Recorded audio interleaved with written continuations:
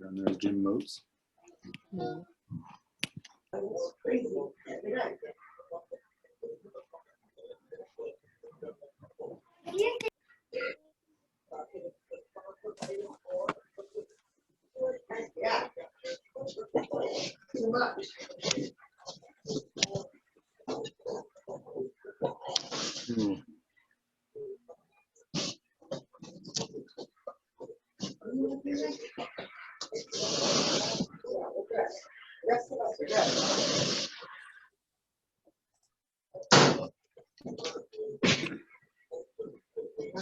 Okay, how come I don't hear anything? Hi, everybody. A little trouble getting into the meeting. All right. Yeah, April, we were recording it to make sure we can record it properly. We're recording it on a different device than we were originally going to, because there was some issues with audio and video properly syncing. Okay. I'm trying to see if everybody else that was texting me was finally able to get in. Sounds good. Thanks, Nick. Okay. All right. So we have Barry, we have Noel, we have Jim, PJ, John is here, Aaron is here, I'm here, Rashim. All right, so we can get started because everybody that's supposed to be here is here. All right, so I just want to start by thanking everybody for agreeing to be here tonight. I know you guys are all very busy and have meetings all the time during the week, so I really appreciate you giving your time to volunteer for this. So I thought we could start with some short intros from each of you. Just, a quick little snippet of who you are. If we want to start with, we'll start with Dr. Britton, and then we can move along from there. So we'll start board ed and school representatives, Mary Pott, Sergeant Cunningham, and then Board of Selectmen. Okay. All right, so Dr. Britton, if you'd like to start. Sure. Hi, everyone. How are you? I think I've met most people on this call. For those of you who I haven't met, my name is Charles Britton. I'm the superintendent of the Portland Public Schools, and thank you for inviting me to this much needed conversation. I appreciate it. Also with me tonight, I want to point out Eric Martin is here. Eric is the Director of Curriculum Instruction and Technology. Well, actually, I don't know if he has to be allowed to unmute or can just unmute himself and say hello. Everybody can just unmute themselves. Okay, I wasn't sure if this was moderated. Hi, everyone, and thanks, Dr. Britton, for the introduction. I'm Eric Martin, Director of Instruction and Technology for Portland Public Schools, also helping to lead our efforts in forming our Equity and Inclusion Coalition and getting that work off the ground to advance equity and inclusivity across Portland Public Schools. Thanks for having me tonight, and I'll echo Dr. Britton's sentiments for allowing us to take part in this important conversation. Thank you. I just got a message from Tim Lavoie. He's having some trouble getting on the meeting, so he's trying again now. So, Mary, if you would like to go, and then if Tim is able to get back on. Hey, everyone. I'm Mary Pott. I'm the Director of Youth and Senior Services for Portland, and I think that I am very excited to be here tonight, but I'm also very excited that I've been part of this task force committee. I think that it's a wonderful thing that our town has moved forward with this and working in collaboration with so many people. And I'm looking forward to all the good things that are going to come from this. So we'll have time afterwards to talk about what Youth Services does, but I'm just glad to be here with everyone tonight. Thank you, Mary. All right, Susan, if you would like to go. Thanks, April. It's good to see everyone. Looks like we have a lot of people here tonight, which is great. I hope this is the first of many sessions like this that we can have as a community. That is important. We certainly will not cover all that we want to discuss and investigate and come come to some understanding about tonight. So I look forward to being able, as your first selectwoman in the town of Portland, to be here together and to make some progress on the issues of inclusion, racial equity, and many other issues. Want to also say shouts in our town that are going on. There is a social justice coalition that is meeting frequently, as well as the introduction that Eric and Charles made for the efforts the Board of Education is putting forward. And there are other groups as well. So this is not the only group dealing with this very important issue in our community. And we look forward to all getting together in person, hopefully, in the months ahead. So thanks for hosting and being such a great chairwoman. We appreciate all the work you do, April, and all the members of this task force do every day for us in the town of Portland. Thank you, Susan. Jim, if you'd like to go next. Sure. I'm Jim Tripp, member of the Board of Selectmen. I've had, I think, the privilege. I've been serving as one of the liaisons to this task force since it started. I think it's been very good to see the good discussions that this task force has, and it's really the type of discussions that we have to have as a community, kind of very direct, very honest, and really going after and talking about the issues that need to be discussed. So I'm looking forward to tonight, and also looking forward to how we continue this as we go forward. Great. Thank you so much, Jim. Let me pull up. I just got a message from Mike Hernandez. It says, "Good evening, Solidarity Task Force members, fellow town officials, and fellow community members of Portland. My name is Michael Hernandez. I am currently serving my first term on the Board of Selectmen. I'm a lifelong resident of 47 years with a brief departure from our town to serve in the United States Navy. With that being said, I'd like to apologize for not being on video as I am traveling tonight. While in flight, I will be listening in and trying to serve the community best as possible. My remarks will be able to be seen and shared in the group chat." And then I just got another message from Tim. Let me see. Tim, I don't know, Jim, if you're able to help him or anybody else on here. He said it's not accepting the password. I'll give him a call. I think I know what's going on. I'll mute myself and give him a call. Okay, thank you so much, Jim. All right, so we'll give Tim some time. If he jumps on, he can do an introduction in between questions, but I know we have a lot of questions to get to, and they're all very important, so I want to be able to go ahead and get started. So I'm going to start with the first question, and it is for the Board of Selectmen, and it is, what are the plans to assess the needs of underserved communities in Portland? Oh, I'm sorry.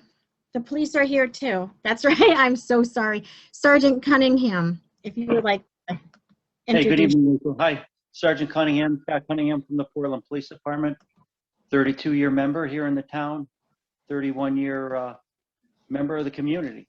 It's a great place, and I'm glad to see so many faces on this Zoom call tonight. Thank you so much, Sergeant Cunningham. All right. So with that, I'll state the question again. It's for the Board of Selectmen, and it is, what are the plans to assess the needs of underserved communities in Portland?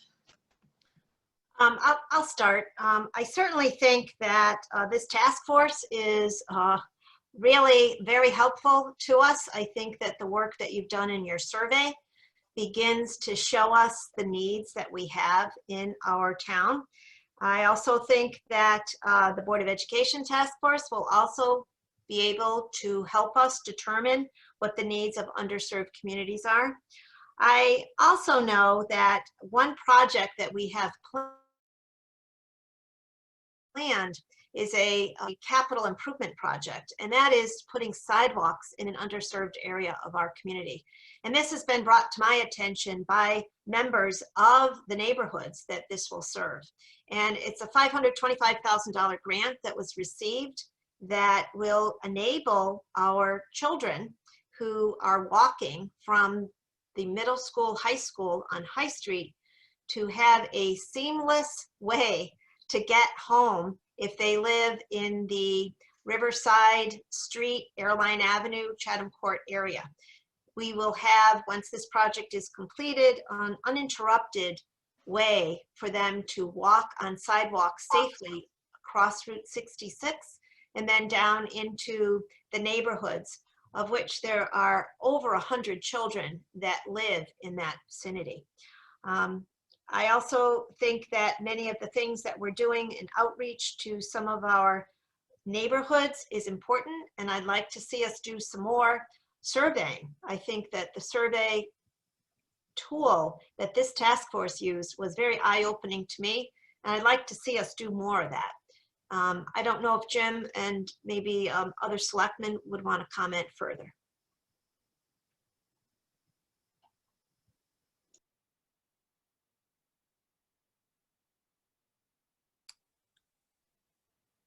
I was figuring that Mike would probably comment since he's on the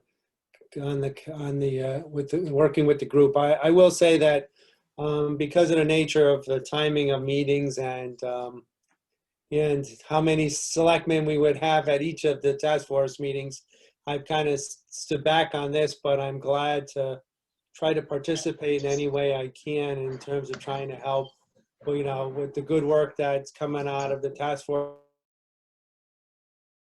group, and I'm sure it's going to be a bigger group here that's going to work on things that help with the town. So though I may not be directly involved with the committee, I'm certainly going to be working with everyone to try to bring those things in, what improvements we can make to the town. Thank you, Ralph. And Ralph has always been a very big asset for us. And I have had many conversations with Ralph about the task force and about the different subjects that the task force has been discussing. Okay. I see that Tim has joined us. So Tim, if you just want a brief introduction of yourself. Sure. I'm Tim Lavoie. I'm on the Board of Education. I'm the liaison with this group and the board. And that's about it. I've been on the Board of Education for 5 years now, going on 6. Good. Thank you, Tim. And thank you for being our liaison. It's very helpful to be able to have the outreach to all the different partner groups that the task force has. Certainly. You're welcome. So now, Glenn Eason will be taking the next question. For the Board of Education, the survey highlighted some examples of discrimination occurring in the schools. Was this surprising to the administration? What approaches have been implemented to ensure that all students are treated with dignity in Portland schools? Hi, Glenn. Thank you for the question, and thank you for providing the questions to us in advance. That allowed Dr. Britton and I to take a look at the questions and decide who might be best positioned to answer each. So I'm going to take this one. I just got a little blurb here that my connection is unstable. Can you guys hear me okay? Yes. Am I breaking up at all, or can you hear me? No, we can hear you. Okay, perfect. All right. So, you know, the survey, I think was very impactful, a very important survey. I think it was eye-opening in many regards. You know, we don't take any examples of discrimination or any instances of people feeling excluded or discriminated against in our public schools with anything less than absolute seriousness. You know, it was in many ways painful and eye-opening data to look at. I wouldn't describe it as necessarily surprising in the sense that Portland is, you know, in many ways any town USA right now. And I think the issues that, you know, are surfacing in Portland through this survey and in recent years and in recent months aren't markedly different than issues that are occurring across our country. I think it's important that, you know, these issues are being pulled into the national consciousness, and that groups like this are meeting in Portland and all over our country with an eye towards solutions. So we're not surprised. We're, you know, open to the reality. We accept it as truth. The important thing is that we're moving in a direction to remedy any instances of discrimination or exclusivity within our schools. So approaches that we take to ensure that all students are treated with dignity We have a long-standing mission statement that represents, the goals and the aims of Portland Public Schools, and embedded within that mission statement is a recognition of the dignity and self-worth of every individual within our school system. To make good on that mission statement, beginning in grade pre-K, we provide our students regular curriculum-based lessons and instruction on recognizing and appreciating diversity and difference. Tolerance is a relatively low bar to set, so I would say respecting one another, collaborating with one another, understanding our differences, and again, celebrating those. We have work to do in Portland Public Schools, and hence the recent formation of our Equity and Inclusion Coalition. And we want to make sure that all students feel a sense of belonging at all times, a sense of respect, and that we're representing our students in our curriculum, in our practices, and we're celebrating their identities within our midst at all times. And those are efforts we're striving to improve on all the time. Thank you, Eric. And I have met with Eric and Dr. Britton on more than one occasion, and they are definitely committed to this. And I just like to thank them for all the outreach that they have done with our group, and for the upfront, honest conversations we have had about, there are issues just like in any other town, but, just always trying to be positive, looking towards the future, and looking to, work together to alleviate some of those. So thank you. All right, next will be Shelley. Good evening, everyone. My question is for Youth Services. And the question is, I would love an overview of the programs that Youth Services provides. Also, what opportunities are available for community members who would like to volunteer with Portland Youth?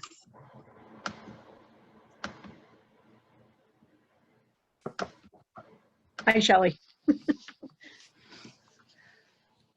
I think one of the things that we do provide is something that, excuse me 1 minute. Didn't turn the phone off. I think we provide an opportunity for families as well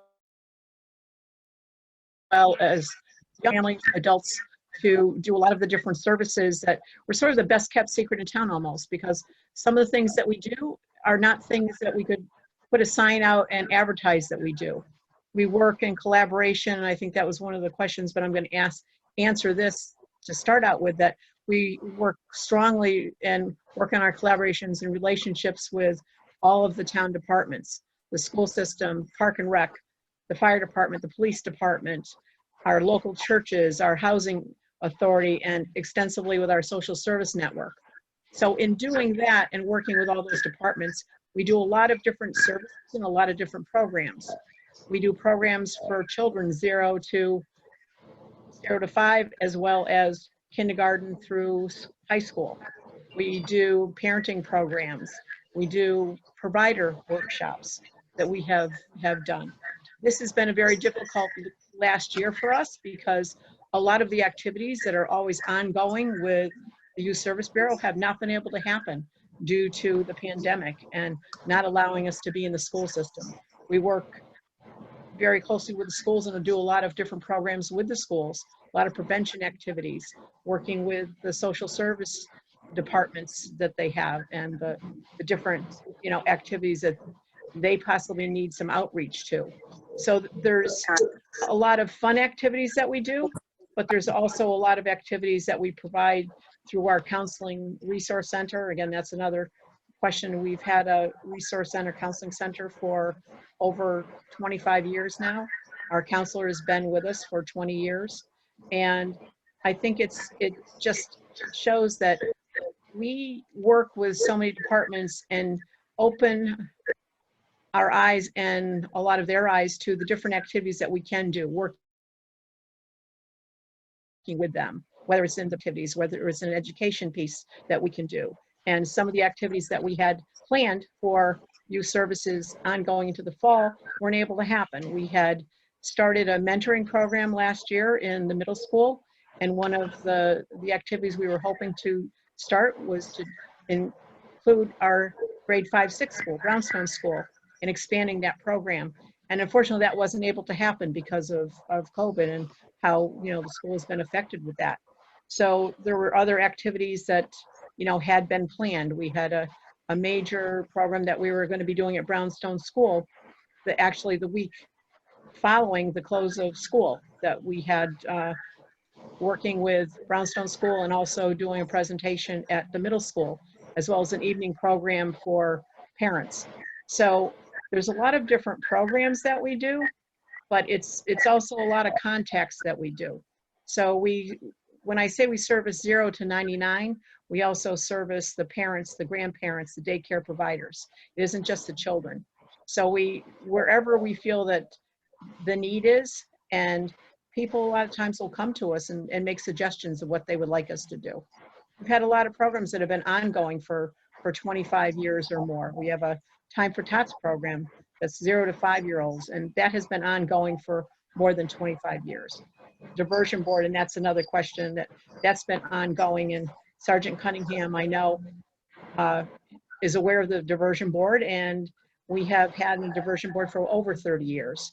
So there's a lot of things that are involved with youth services that is not necessarily something that people see all the time. It's something that we don't necessarily advertise. It's just one of those things that as we go through the systems and look at what the needs are, we look at how we can help with those needs. We also work extensively with our social service and work with a lot of different areas to provide the social service needs for the town as well. I hope that gives a thumbnail sketch. Talking very fast, I could. Yeah, it's a lot to put into such a short little response. It is. I have pages that I could go through. So if there's any particular thing you're interested in finding out about, we can certainly talk about that. But hopefully, Shelley, I know Shelley's on our advisory board, so good that she brought up about youth services. So great. All right, and next we have Erin. Is Erin on? I am. Hello. I Hi, got my Erin. question order wrong. I'm sorry. Can everybody hear me okay? All right. Yes. So my question is for Sergeant Cunningham and folks involved with the police. Public perception can often be different from reality. What would you like our residents to know about your police force? Well, first off, that like everyone else in our town, we're human. We're always open to suggestions. We're very approachable. I know oftentimes, someone sees a uniform and they can be standoffish. That is not the case with any one of our guys. And we always encourage communication with the entire town. And we hope that these lines remain open. And I feel very fortunate that for the most part in my 32-year career, I believe we were able to maintain that with our community. And that's not just because of the fact that our police department works hard at it, but I think most of our members are also community with kids of their own in the town. And that has made a big difference for our department and the community. I hope that answers the question. Yes, thank you very much, Sergeant Cunningham. And Sergeant Cunningham has been the liaison to our board and has been participating in our meetings. And we greatly appreciate all of his time he has spent with us. Thank you. All right, so next we have Barry.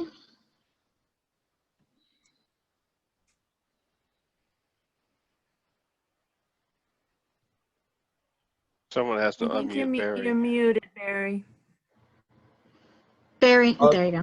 Yep, there I go. This question is for the Board of Selectmen. I'm proud of Portland for the work we have done together on anti-racism and social justice since this past summer. The proclamation on solidarity and the creation of the task force on solidarity show a commitment to these issues. Over the summer, town officials also stated their desire to attend trainings around diversity and anti-racism.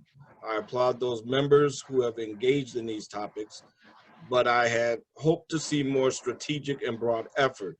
Would the Board of Selectmen consider making a formal commitment to completing such training?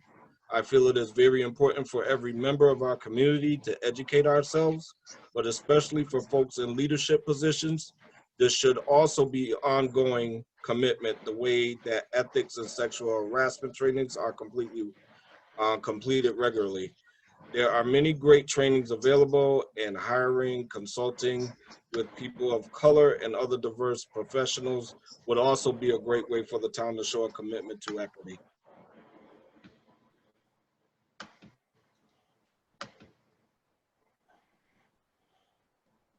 I will start, and maybe the other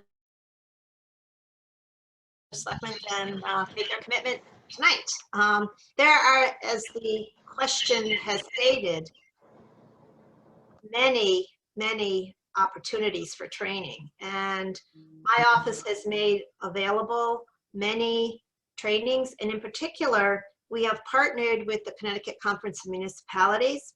And today, in preparation, I looked at the myriad of trainings that they do offer to all cities and towns. I am the chairperson on their inclusion committee, and some of the work that I've been involved with is making sure, for example, that there is a equity toolkit, which encompasses a lot of different activities toward inclusion and racial equity that are done throughout Connecticut and even other places in the state. There are specific examples of things that can be done, as well as training for individuals.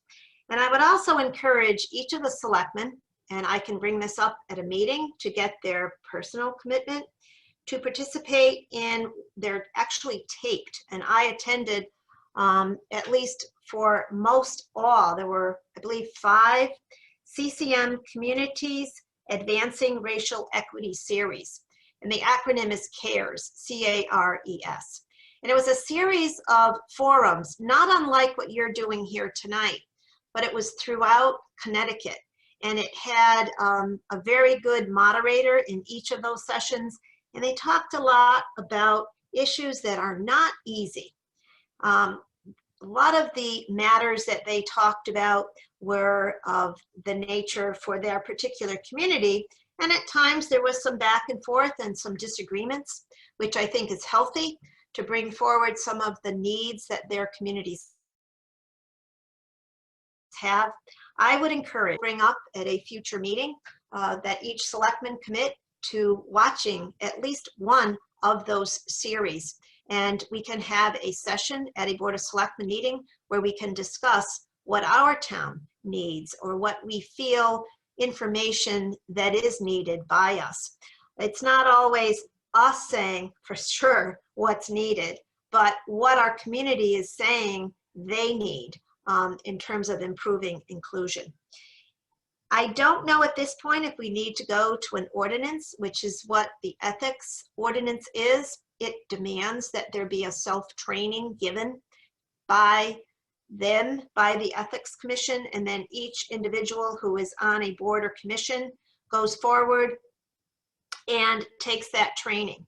That is something we can get to. I will bring it up with the Board of Selectmen if they wish to have their own ordinance that asks all employees as well as elected and appointed officials to do some training, and there could be some selections offered. I think training is very healthy. It's something I'm committed to, and we will be talking about it some more with the full board. Yeah, I'll pick up from there. I would say that, yes, I mean, I'm definitely prepared to say, make a commitment to continue doing this type of training. I've also, I'm enrolled with CCM. I've done the racial equity training program that the first select woman just referenced. It's very, very good training. It touches on, as she indicated, some difficult topics, and I think was able to make me think about things a little bit differently. Things that you don't necessarily. Sometimes you can think you're doing the right things, and you don't sometimes realize the other impacts of them. Even just the way to think about certain topics. So I found it very valuable, and it's something that other groups that I am part of, in particular, we are continuing to take that training down to, and basically share that training with other members of our groups that we're in. I think that it is a good commitment for us to make, that for folks, especially as you say, folks in leadership, have a commitment to always be looking and getting smarter and get a better understanding of those issues. But it has to be coupled with the conversations with the community, and to make sure that understanding exactly that it's being coupled not only with sort of a better understanding of the topics in general, but the specifics of what's being felt in the community at large. Thank you. Thank both of you. All right, and I should point out that these questions have been submitted by community members. Some are task force members, but they are just being asked in a random order. We've selected an order for each task force member to be asking the questions, so it's not necessarily their questions either. So I just wanted to point that out to everybody. All right, so on to number 6, John.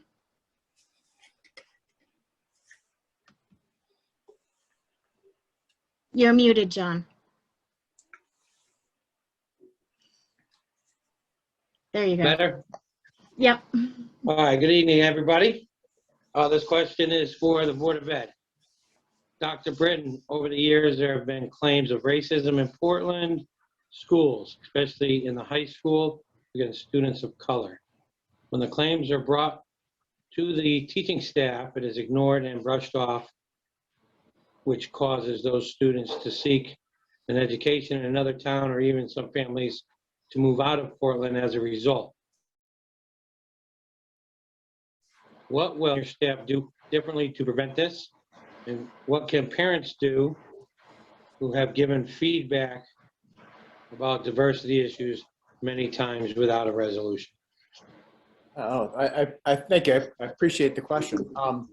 I guess I would just start by saying, if there's anybody on this call that is considering leaving Portland over the way they're being treated for whatever reason, here I am. Let me know. I will come to your house and we will have a conversation, or we can get on the phone or a Zoom or Google Meet.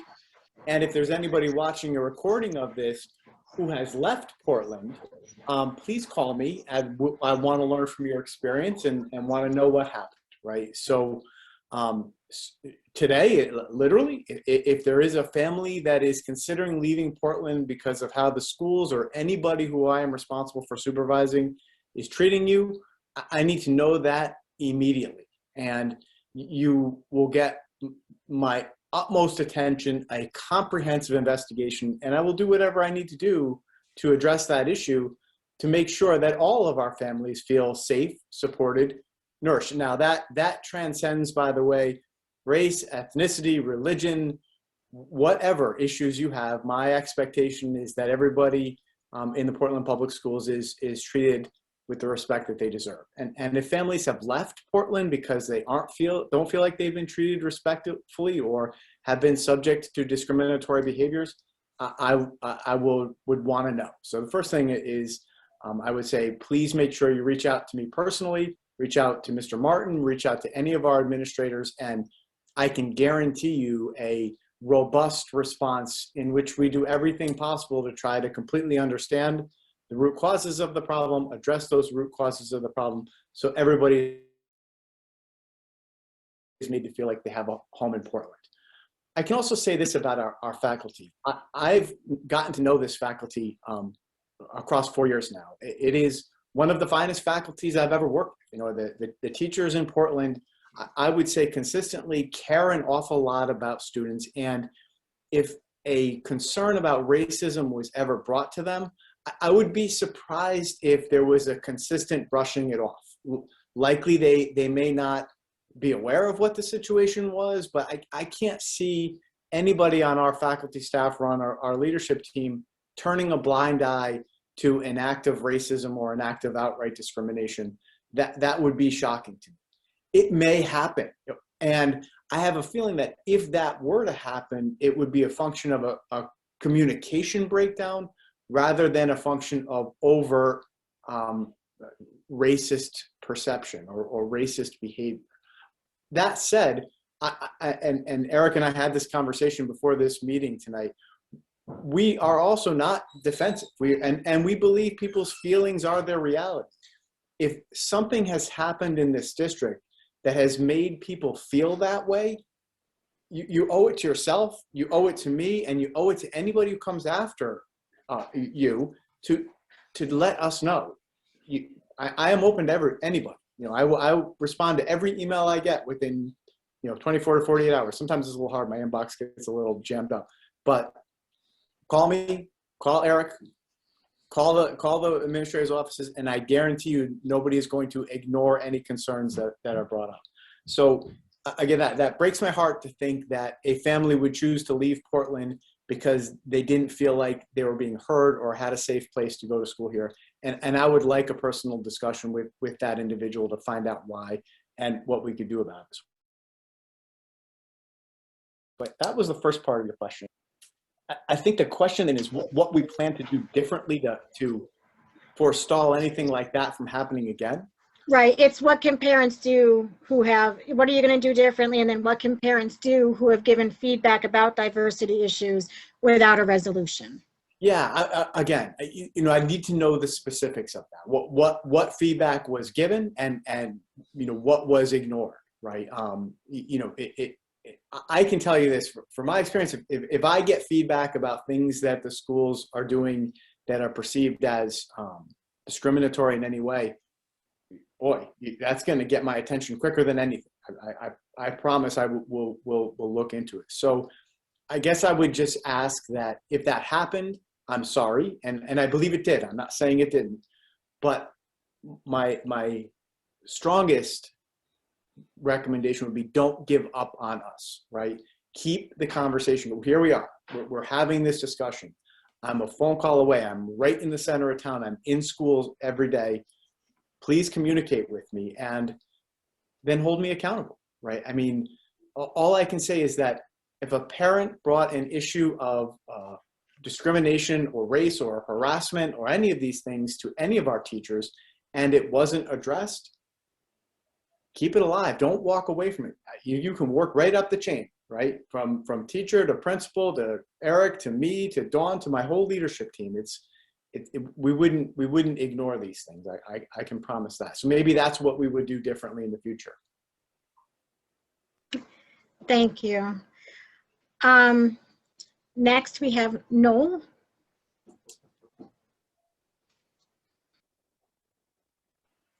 Hi, everyone. So this question is for youth services. How closely do you work with the schools and the parks and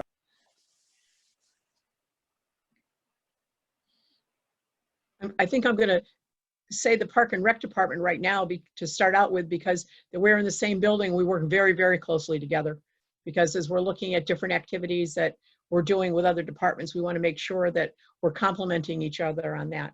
As far as the school, we have worked over the course of years very, very closely with them as well, developing programs, helping where there is need. One of the biggest things that happened, I'm going to say it's 4 years ago now, is that we knew there was a need in the schools to have additional counseling for kids, that they were getting overwhelmed, and I was able to start communication with Community Health Center and bringing that to the town of Portland. And having now, I believe you have a counselor in every single school in the district through that program, which has done, I believe, a lot of relief to the folks that are working in the school system and have the professionals there that can meet with the kids. One of the problems in the past had been that getting a child to getting into counseling, they had to take time off from work or would have to go in an evening, where the kids can go in and check in and the counselors can go and check in with the kids. So I think that's a huge feather in the cap of both the school system and youth services, and working in partnership to get that to happen. We do a lot of different programs, especially prevention programs with the school system. The mentoring program, we were very excited when we were able to get that started. And unfortunately, it was up and running when COVID struck. You know, it's something that we wanted to expand. We made the decision to expand into grade 5, 6.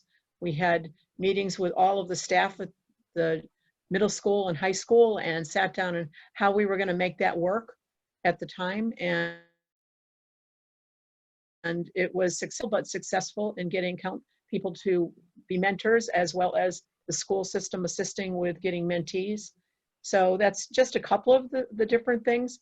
So I said, one of the things we also do, a lot of the prevention activities that we did bring in different programming to the schools for the prevention. It could be a speaker, it could be, working with them, a lot of other activities. So one of the things in recent last year has been that the State Board of Education has said that a lot of the kids that are in the school, especially with the high school, middle school age, younger as well, but if the school has done all of that they possibly can with the children and the families, and they need further outreach, they can come to youth services through our diversion board. It's a new, different activity for our diversion board, but to see how we can assist with families and see, unfortunately, a lot of times the school has done almost everything they possibly can and reached out in every way that they can. But it could be that we have one more contact that we could possibly reach out to connect a family to. So that's just a few of those activities, Noel, that we've been involved with. Just a few, because there's many more, but I'm going to tell one little quick story. We used to do the dances at the school. And I can remember a very long time ago when there was a certain police officer who's now a sergeant that came into a dance to see what his daughter was doing. And I instructed him that he was not a police officer that day. He was a parent, and that he could not spy on his daughter. And we won't mention any names, but we did at the time, we did have a lot of different activities like that for the teens, which were great activities, whether it was when the middle school was down at the Brownstone School or where we were doing them at the current middle school. I had to tell that story, Scott, I'm sorry. I know, I spoke to Jim Kelly about that. That you were trying to muscle your way in, you mean? Yeah, it didn't work. Did it work? No. Thank you, Mary. I had to do it. Sorry. We do very serious stuff with the police department too. So that's just one of those things, Okay. Thank you. All right, next we have Jim. This question is for Sergeant Cunningham. Could you talk about diversity and anti-bias training that you receive, and what additional steps you feel could be taken to increase law enforcement officers' awareness of implicit bias? Have our police officers participated in racial profiling prevention training, such as that provided by Ken Barone, a certified Department of Justice, community-oriented policing services, fair and impartial police trainer, who has trained over 800 law enforcement officers since 2014?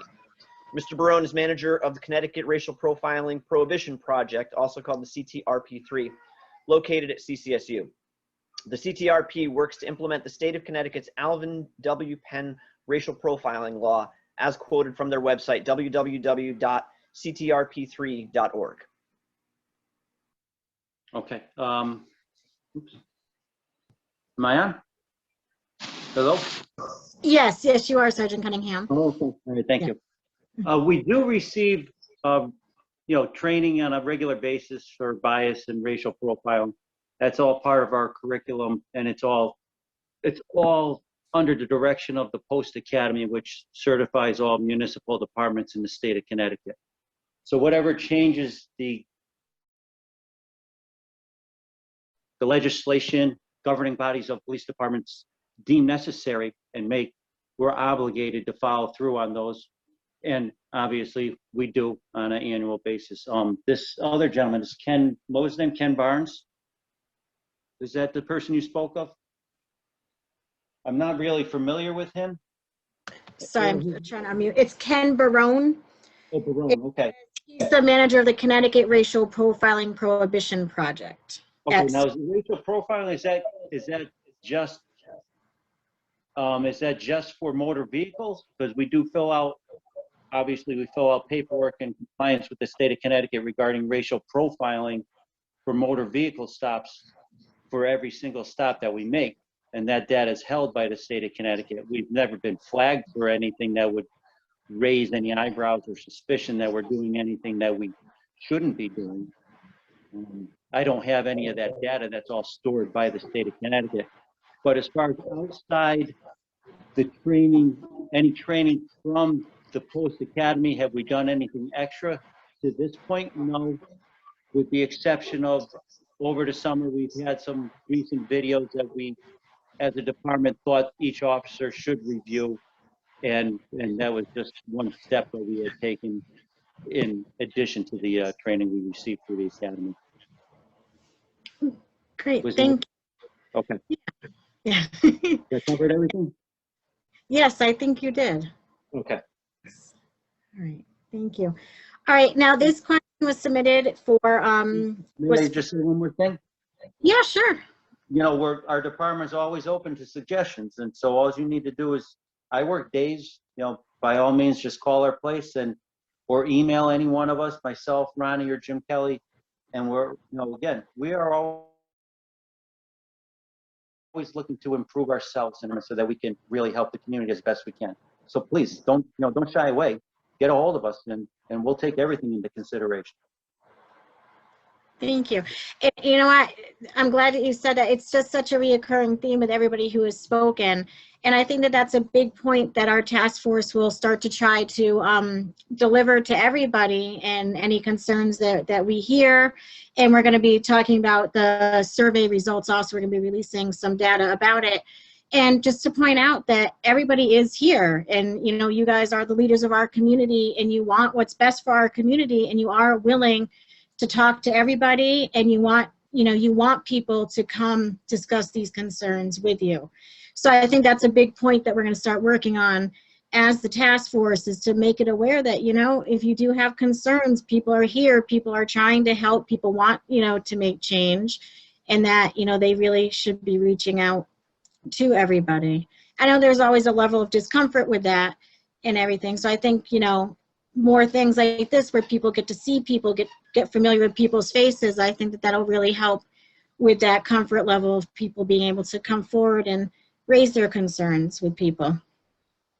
Okay, so this next question was submitted. It was for multiple panelists, so whoever decides to take this, what strategies does the panel have to ensure that the voice of BIPOC, which is Black, Indigenous, people of color, are represented in community conversations? What are the plans to have sign language interpreters at meetings? And that was something that came up in the survey, was about the access to people that have a hearing disability are not able to access our town and Board of Education meetings.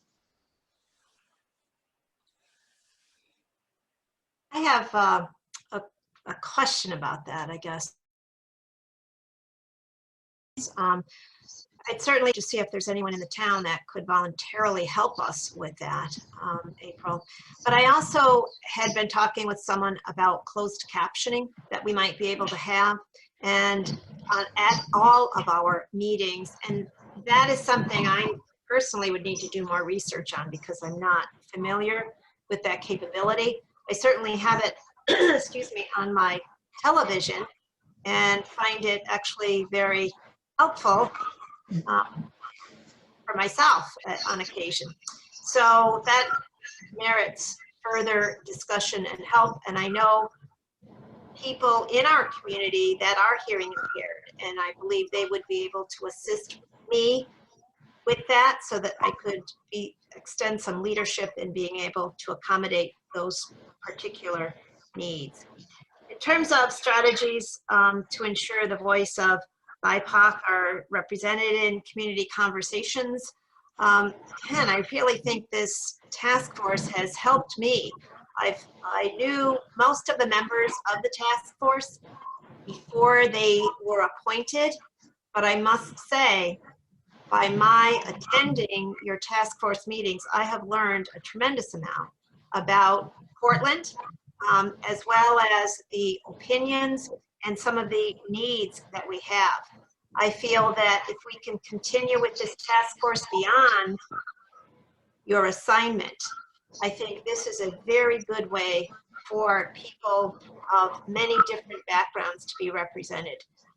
And we should do more of these. And I also think that having you, April, come every time we have a Board of Selectmen meeting and you report to us on the needs of diversity in our community, we could rotate that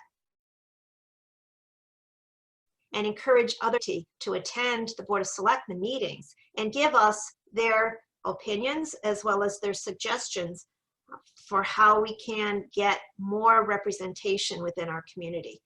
It's not easy to come to Board of Selectmen meetings or Board of Education meetings if you're not sometimes invited.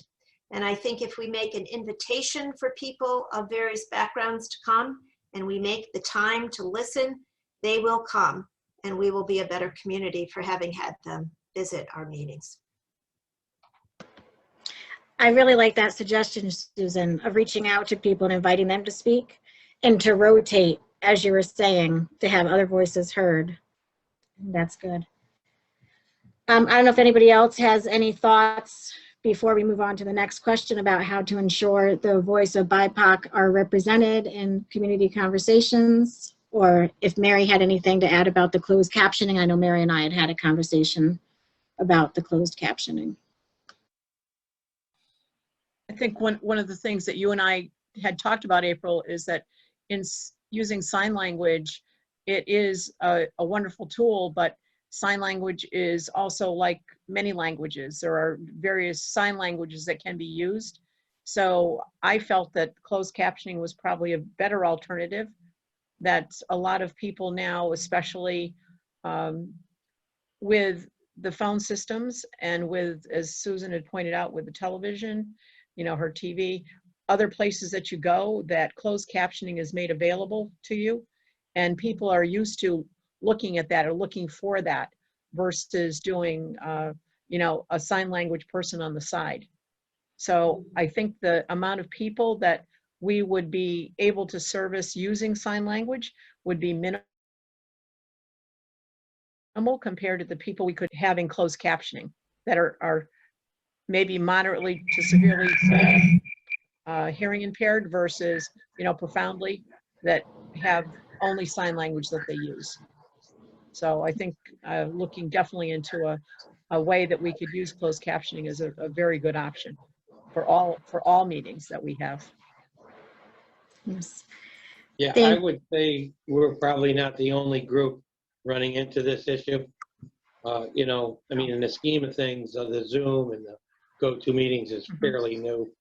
And I'm sure that this will be addressed by one of the, you know, suppliers, you know what I'm saying, at some point. If it's not now, it won't be long, you know. Yeah, so we're definitely going to be looking into what capabilities there are with Zoom and whatnot, John. Thank you. All right. So next we have Glenn. All right, this is for the Board of Selectmen.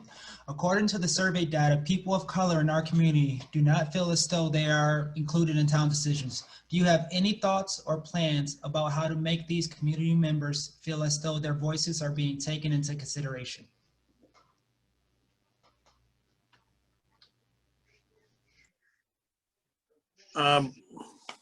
Actually, I would defer. I don't know, you know, oh yeah. No, to me, I think that, again, these types of panels and engagement, I think are very important to do that. Providing the opportunity for people to come in and speak and put their thoughts out, and to make sure that those thoughts are heard and that there's action that's put to them. I was also thinking to myself, you know, thinking about, you know, some things that, you know, right now we've been in a pandemic and we were, you know, this meeting on Zoom.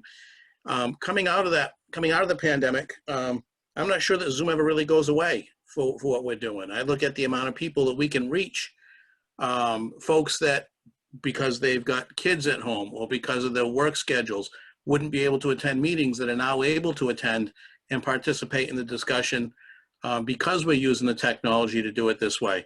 Even when we're back in person, I think that we still need to be able to make that, we still need to be able to have that available to folks. I also prior to the pandemic, we had started to do a series of meetings with the Board of Selectmen called Community Connections, and we would talk about various issues, and we would invite the folks from the community to come in, and we could have a range of presentations or a range of discussions, and it was intended kind of to provide an update and to have an open dialogue. I think that those could continue to happen, but they can also be targeted to some issues, especially issues that come out of forums like this. But they can also be targeted and moved around in locations that it's easier for different populations to get to, easier for them to attend, whether it's Zoom or in person, again, so that there's that direct engagement. Just some thoughts I've got on the issue.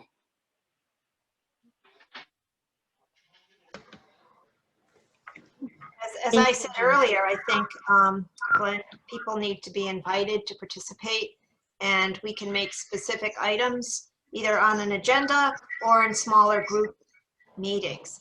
I do look forward to being able to have meetings where we're not always on Zoom, because I think going to neighborhoods is really an effective way for, and I'll speak for the selectmen, to be able to get feedback. I certainly know that we mentioned a sidewalk project a little while ago. That's something that I would look forward to getting members of the neighborhood into a meeting and being able to converse how that's going to work and what is the best way to manage that kind of a program. And then what typically happens if you reach out and you invite people to participate, they'll bring forward additional items that we as leaders haven't thought of because we're not in the neighborhoods enough.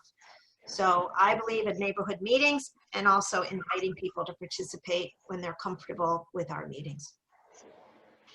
So could I just chime in for a second as well? Kind of Sure. on that point is, I think that I know that the selectmen and a number of the people that are on this call are very comfortable with talking in front of groups or speaking to the Board of Selectmen, but not everyone's comfortable with that. So going to Susan's point is that being able to really go out and hang around the area that they may be, living, going down and see where they are at, or meeting at a riverfront park or places like that where they feel a little more comfortable to open up and talk with us is critical. So certainly, Jim is right. Zoom is not going to probably go away, and it's been great because there are meetings we would have had very few people, and we've been able to bring them in because we have Zoom.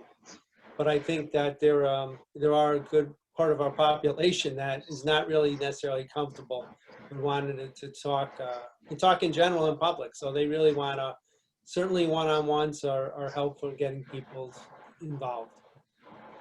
Could I also add for the school end, if anybody is looking to be involved and informed, we have booster clubs and PTAs and multiple opportunities for parents to choose niches.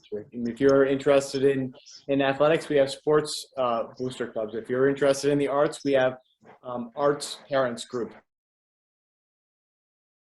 If you're interested in the school, please, every one of our buildings has a PTA. So, if people are looking for opportunities to be involved and help inform decisions that are made in the school, we have lots of different opportunities available. And if anybody would like to know more about any of those, let me know, let Eric know, let any of our principals know. And we're always looking for parent involvement and suggestions and participation in the life of the school. Thank you, Dr. Britton. That's a really good point that did come up after our survey, was that people were looking to know how to become engaged. So we certainly will be reaching out to you before we do our resource pamphlet to get a listing of what people can be involved in. That's very helpful. Thank you. Yeah, and I think before the end of the night, I hope you will give Erica an opportunity to give a plug for the new committee he's putting together. We would love involvement on that. Another great opportunity for parents who are passionate about this topic to help inform our work. Yes, absolutely. Thank you. All right, next we have Shelley. Hello, this question is for the Board of Education. What are the plans to update the current curriculum to be anti-racist? What are the ways to measure the success of the updates? Thank you for the question, Shelley. I'll take that one as director of curriculum, ... So I think it's, important to remember a couple of things. Our current curriculum we utilize the skill-based or skill-driven curriculum, and that it's aligned to national standards within each of our core content areas. Within any set of national standards, be it Common Core, be it the Connecticut Framework for History and Social Studies, be it the Next Generation Science Standards, they really do prioritize skills over content, meaning that we align to those standards across content areas, and we prioritize skills, development of student skills, knowing that content is interchangeable. And school districts do have license to fill their curriculum with the content that they see fit. In terms of updating our curriculum to be anti-racist, I would say that our work that we're going to be engaging part through our coalition is to audit all of our systems, including our curriculum. Hey, Eric, can I just interrupt you for 1 second, Eric? We're achieving three things. One, that we have the highest level of expectations. Hey, Eric, right? I'm sorry to interrupt you. It's kind of hard to hear you. Are in no way diminished for any particular group or advantaged for one group over another. The second Eric? is that Hey, Eric, hold on a second. all identities within our schools, including our system of teaching and learning. So that speaks most directly to the type of content that our students are encountering in their classes. Sure. Go ahead. Eric, I don't know if it was just me, but he sounded like he was on the phone. Did everybody kind of lose him a little bit there? Eric, my internet connection is getting the worst of me. Is it still choppy? Yeah. Why don't you let me give it a shot, because you were sort of. I'll be a little clearer, I think, for everybody, just because of the connection.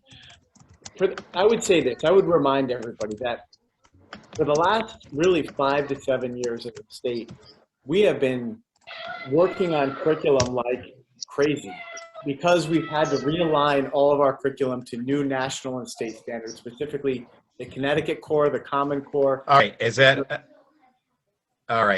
any better, or is it still choppy?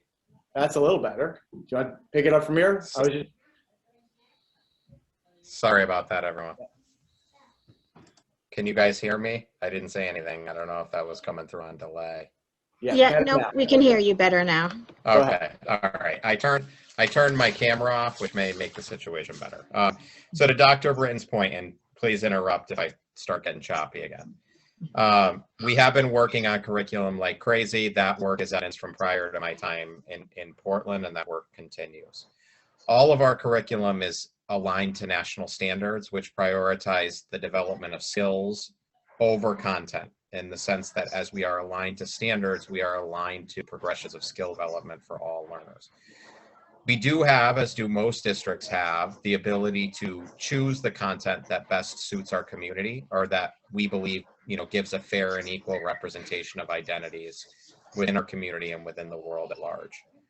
In all of the work that we do, we want to ensure three things. One, that we have high expectations for all learners, and that is regardless of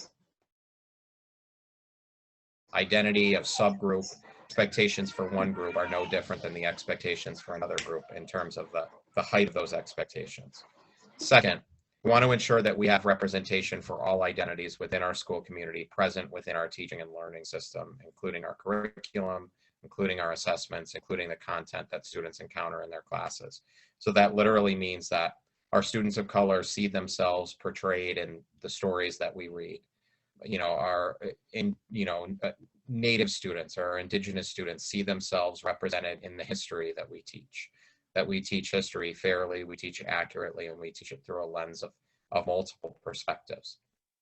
And also fact, that we utilize a fact-based approach to everything we do.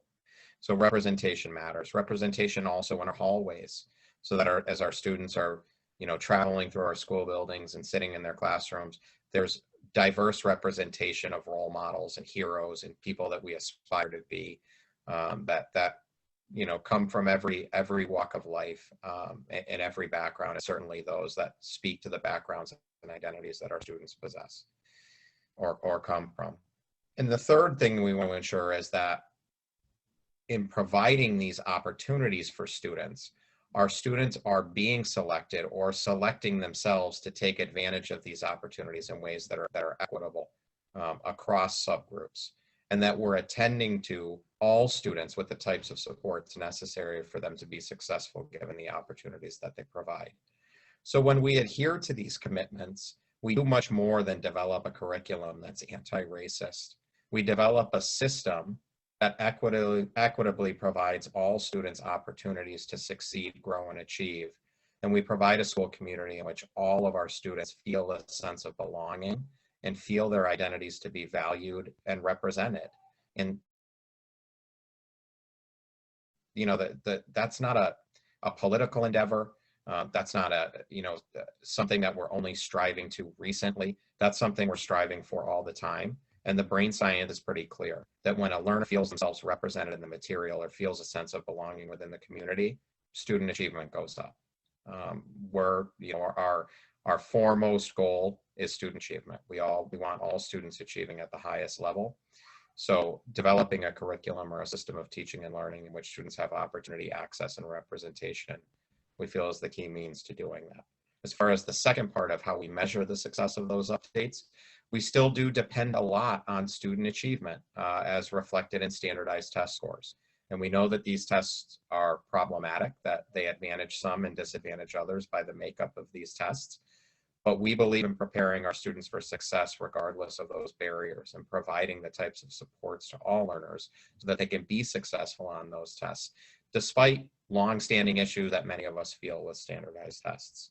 It's not the only indicator.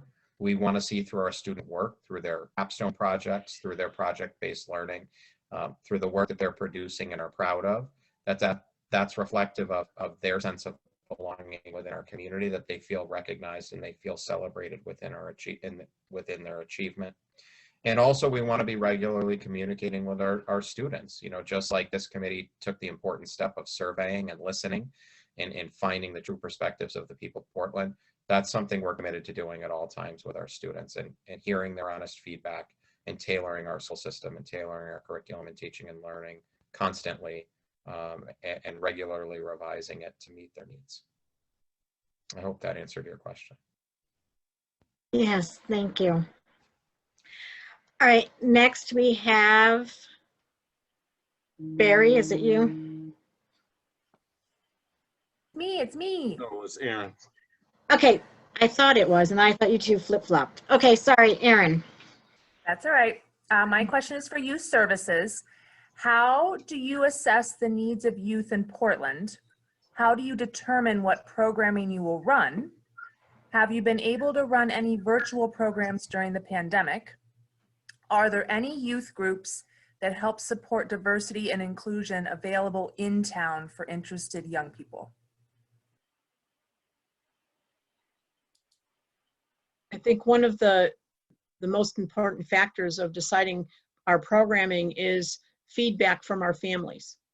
And when I was saying how we have a wide range of age ranges, whether it's 0 to 5 or the kindergarten through 12, we have a wide range of parents, even grandparents, because we have a lot of grandparents that are really taking care of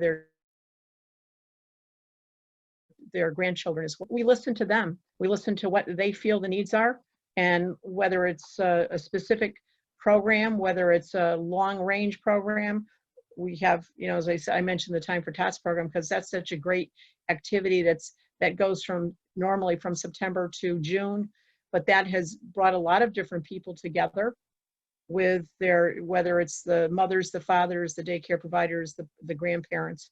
And I think it gives everyone an opportunity to sit and, get to know one another in the community. But it's groups like that to give us an opportunity to find out what are they looking for? What kind of programs are they looking for?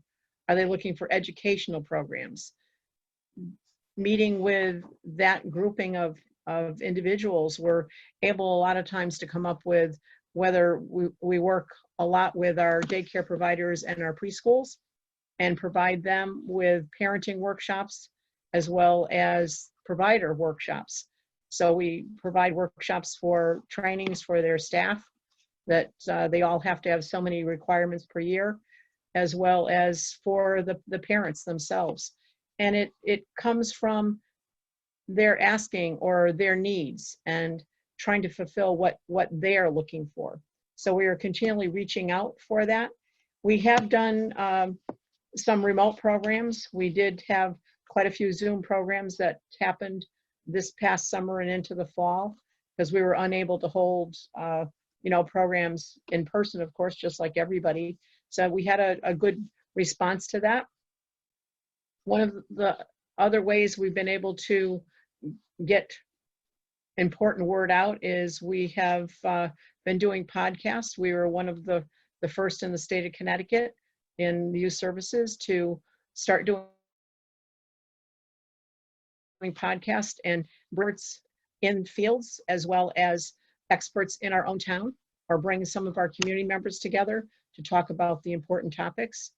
And we have drawn an awful lot of people to listen to those and also to make suggestions of other topics that they'd like to hear about. So we have, reached out in those ways to find what the needs of our families and our citizens, because it isn't just the families. We have, as I said, we do a lot with the different age groups in town as well. So we're continually looking for ways and means to fill those maybe little gaps that aren't, that I think that's exactly what we do, is fill the little gaps that might not be met, because the school does an awful lot of good work, but there might be just some different activities that don't quite fit into that niche of being at the school. We have, over the course of time, had very active youth groups, our Youth Action Council, but due to school closing and all of that, that's something that unfortunately has not been able to meet, did not come back together after school, ended and restarted on and off during the school year. So when you start to lose the kids and lose that in touch with those kids, it's hard to draw them back. So it's going to take a little bit of time into the new school year for us to get those kids back on, being involved, wanting to be involved with their community. We still have kids that are calling us that have projects they want to be involved in. So we're always looking for, for those kids that can look into whether it's, we have not got anyone specifically for, I'll say our diversity group, but I think that that's something we have talked about in the diversity group, that it's time that maybe we can start to reach out to some of our teenagers. And I know the leadership group at the high school that, that's now that they're back in school, unfortunately they've sort of hit the ground running, I think, but it might be an opportunity to reach out to that group and to their supervisors to see if there's any of the teens up there that might be interested in reaching out to get involved with, whether it's the task force or the other diversity programs that are out there. So as far as specifically, I think one of the questions was youth groups support diversity and inclusion available in town. I think that everything that we have offered has always been all-inclusive, that it is open to everyone and everyone who wants to participate at any level, whether it's a small amount of time or a large amount of time, to be involved in what, the work that we do. I hope that answers. Aaron, did I cover everything? That was like 5 questions in there. I tried to get as much. Yes, some of these questions definitely have multiple parts to them. Yes. Yes. All right, thank you very much, Mary. All right, Barry? Yes, this question is for Sergeant Cunningham. Do the officers at the school need to be so clear with guns showing? Has the impact on what this is like on the students who have experienced a tense relationship with police in their community been looked into? Okay, well, unfortunately, Barry, the only officers on the road are in full uniform, which means any tool they have will be exposed around the waist or on the lower body. We don't have any way in which to cover it unless it's a cold day and they have a winter jacket in which they can throw over that are soft clothed, nor can we, if we get a call to the school, can we send somebody home to change to head up to the school? We just don't have the manpower to do that at this time. Sergeant Cunningham, can I just ask a question? We don't currently have any school resource officers, right? So the people that we see at the schools are people that are actually on patrol on your That shift. is correct. Yes, yeah. Those officers are the same officers that are assigned to handle all the calls in the town of Portland for the day or evening, whenever needed up at the school. There's no one specifically assigned to the schools themselves. Right now, they have a very good security officer up there, Eric. He's a former police officer, and we've worked very closely and well with him. Yeah, and Eric doesn't carry a gun. No. Thank you. All right, so next up we have John.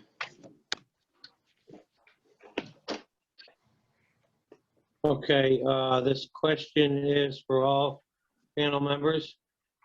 How do you best suggest we engage those in the community that don't think Portland has an issue with inclusivity?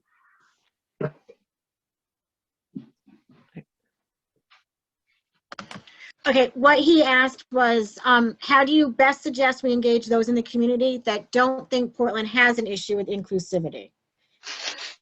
I think what that person is referring to is, how do we approach or how do we talk to people that don't feel that there are any kind of diversity, inclusion, or equity issues in our community? If I could just speak quickly as this relates to some of the work we're doing with our Equity Inclusion Coalition. I think it's really important in this time to separate ideas of equity and inclusivity from politics. I think unfortunately these have been for various reasons reduced to political positions depending on which party you vote for. And these are not political issues. These are American issues. These are civil issues. So I think, leading with that stance of this is not a politics. This is about, our civil obligation to make our communities as inclusive as possible. And then I'm going to notice again, I hope I'm not chopping up. The other thing I would say is, leading with the data, like, was gleaned from the survey, I think is very eye-opening. And then I hope I'm not breaking up. The final thing I would say is, ensuring that there is access or opportunity is different than understanding that people realize those opportunities or realize the access that's provided. So, it may be the case where, townspeople are feeling that there may not be an issue because I'll just go to what Mary said, all of our programs are always open to everyone. And Mary, I'm not singling you out, I'm just using it as an example. That is a fact, and that's a wonderful fact. But people may not realize that those opportunities exist and therefore can't access them or don't know how to access them equitably. So I think helping people understand that inclusivity is not just about having an open invitation to people, but making sure that people know how to get to that invitation or how to access the opportunities that we provide, aside from just making our opportunities open for all, if that makes sense. I would also add that I think some of the trainings that we referred to earlier, some of the programming that we can make available either on our website or making some linkages for people, they may have their eyes open to some of the matters that they haven't thought about and they didn't realize are going on. And I mentioned earlier, coming to these meetings has opened my eyes to many of the things, and listening to the results of that survey, to the way people feel, and also then taking some of that information and passing it on to another conversation that I have. I have a lot of conversations with people in the community and telling them what I've learned and opens up some other issues for them. I mean, while you talk about inclusivity, it's not just one area of inclusivity. It's not only race, it's also reality, it's also age, it's also your ethnic background, whether you have a disability, whether you have any other specific thing about you that makes you not like the person that maybe you're talking with or being an average person. I mean, it's one thing that I've certainly learned, and that is there's so many of us that have particular needs that aren't maybe mainstream. And being able to express those and having people understand that in specific examples, I think makes all of us understand that this isn't a problem specific to Portland. Throughout our state and our country, there is a real need for the recognition that all of us are not treated equally or equitably. And to have that conversation often and in many different instances, with many different examples, will, I think, bring people around to understand. They're not talking about one specific problem or one specific group. And it may turn out that they themselves don't feel included in a lot of ways. So it's the attitude of our community, it's the willingness to have these conversations as well as these trainings that I think opens the door for all of us, not only physically, but also spiritually and mentally, that there are problems and we need to address them. Thank you. All right, and we are past halfway, just so everyone knows. We are getting there. Next, we have Noel. So this question goes out to the Board of Selectmen. Do you have any suggestions on how to make our town staff and boards more representative of the whole community? I mean, one thing that I've recently become involved with is, again, explaining to people, how do you run for office? How do you become aware of what some of the appointments might be within our community? And again, if people don't know about it or they don't know how to access their ability to run for office, they're probably not going to do it. And if we want to attract people of all different backgrounds, colors, race, ethnicity, and so forth, I think we need to open it up and explain to people, so you want to run for office, run a couple trainings. I've run for a lot of offices in my day, local offices. I'd be happy to give anyone information and help them. The campaign school at Yale is something that has just run a seminar through Connecticut Conference of Municipalities on February 13th. They're running another one on the 27th of this month. It's a Saturday from 10 a.m. to 3 p.m. Those sessions are free. If people want to get involved with their government, if they want to run for a local office or a state or a national office, they need to make connections. They need to know how to do that.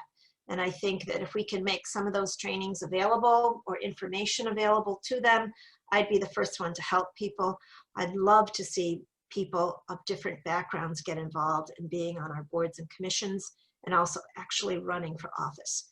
But you have to learn, just like you have to learn any job, you have to be willing to put your name out there and also be willing to learn what those opportunities are.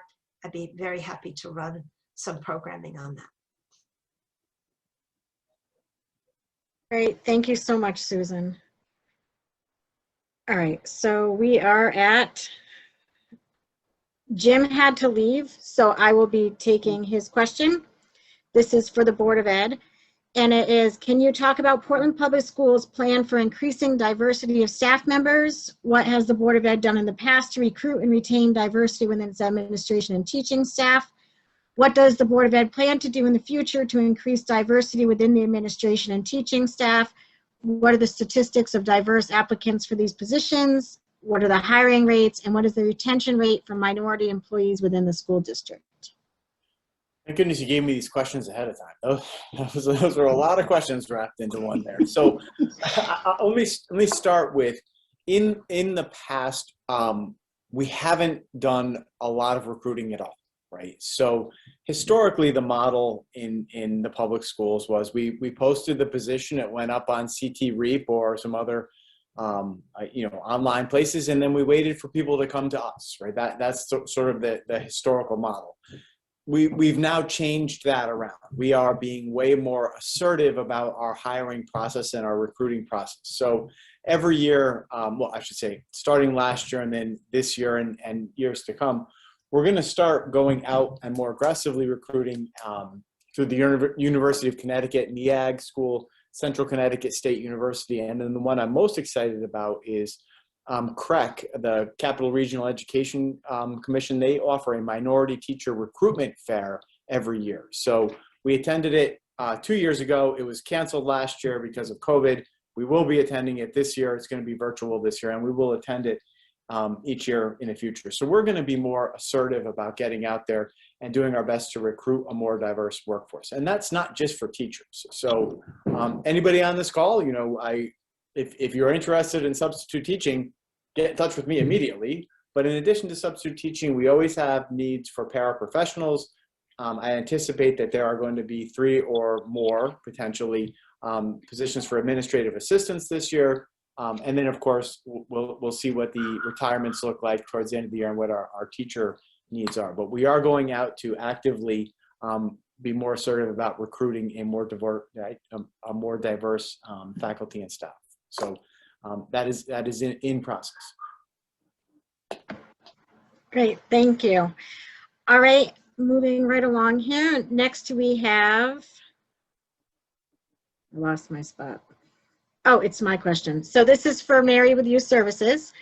What is the purpose of the Youth Advisory Board, and how are folks of color represented in youth services? The Advisory Board for Youth Services is a little different than other boards and commissions. They are people that are voted on by and appointed by the Board of Selectmen, but it is basically an advisory board. So we haven't met as much this year due to our pandemic situation, but we do meet at least on a quarterly basis and discuss what activities that Youth Services is doing and how we can reach out and how we can expand the different activities that we do. We cover a lot of the different topics, I'll say, and it is a rousing conversation in most cases with the folks that are on the advisory board. I really look to them for advice. I look to them to give me insight into, planning and programming of, due to their backgrounds, into what they feel would be an important asset to our town.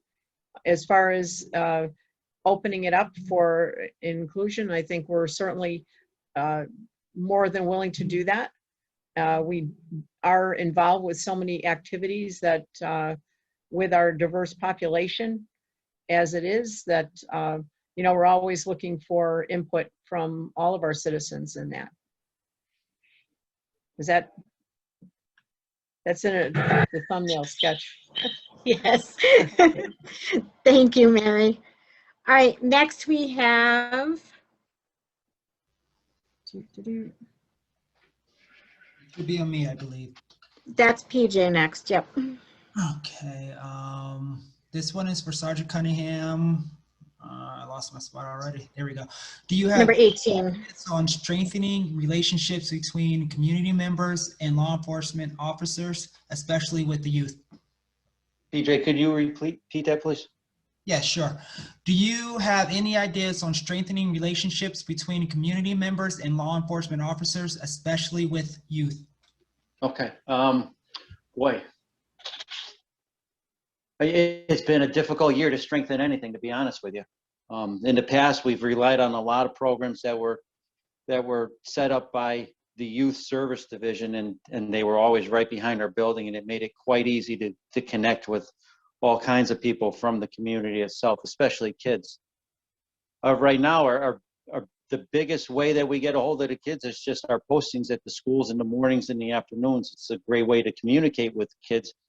But even that, at this point, it's become, with the social distancing, they're just marching right by. There's no conversations. It has just, I got to be honest, right now, there's not a lot we can do.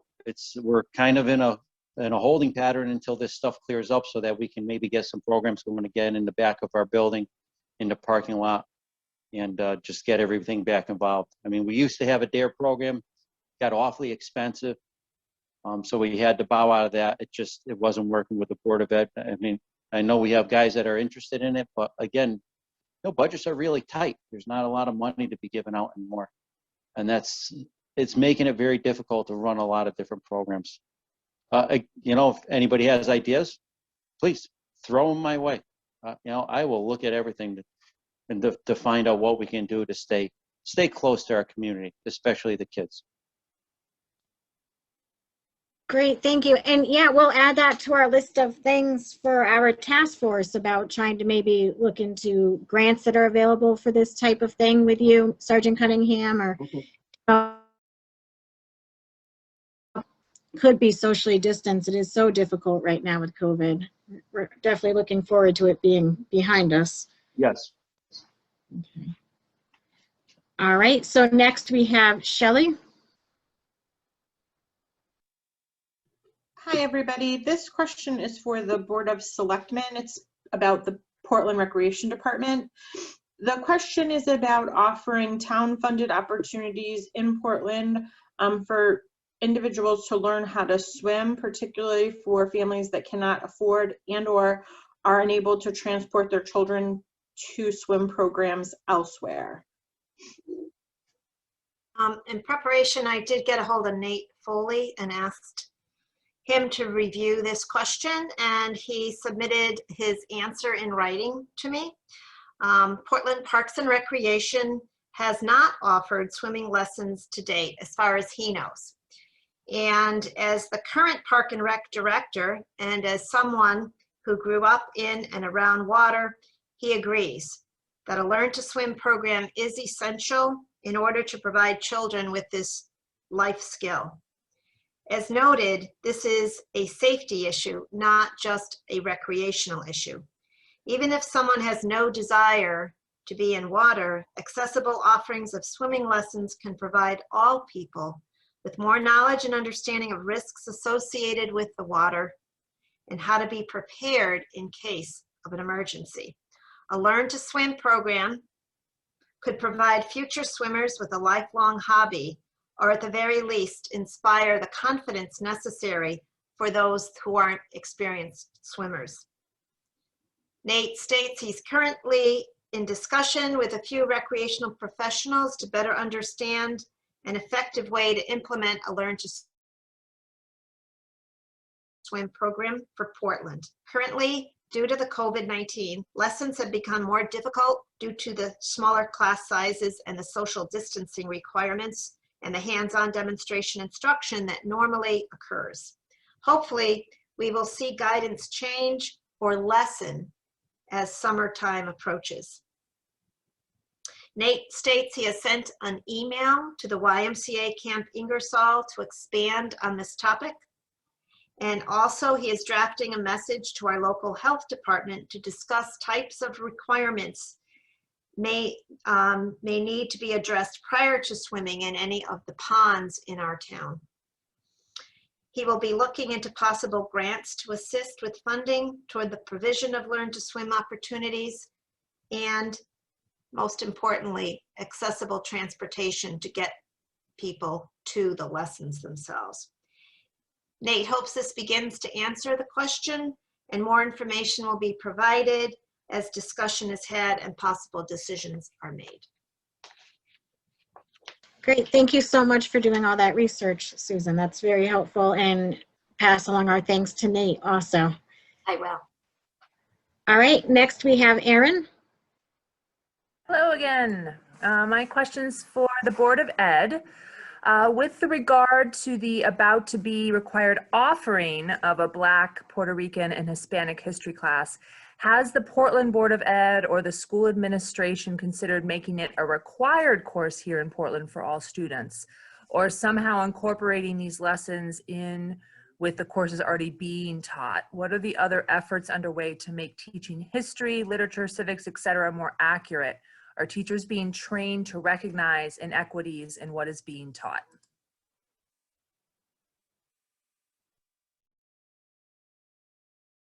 I'm going to turn off my camera with the hopes that it doesn't banjax my audio again. So in terms of the soon to be required offering of the Black, Puerto Rican, and Hispanic history course, we're in agreement with the state that this is a valuable course offering. We're excited to offer it to our students. We're currently reviewing our program of studies and our current staffing levels to determine whether or not that'll be an elective course that's offered to all students versus a required course. And again, that comes down to a balance of credit hours and staff and what's available, but we certainly want it, and it will be at minimum available to any student who wishes to take it, and students will be encouraged to take that course at minimum.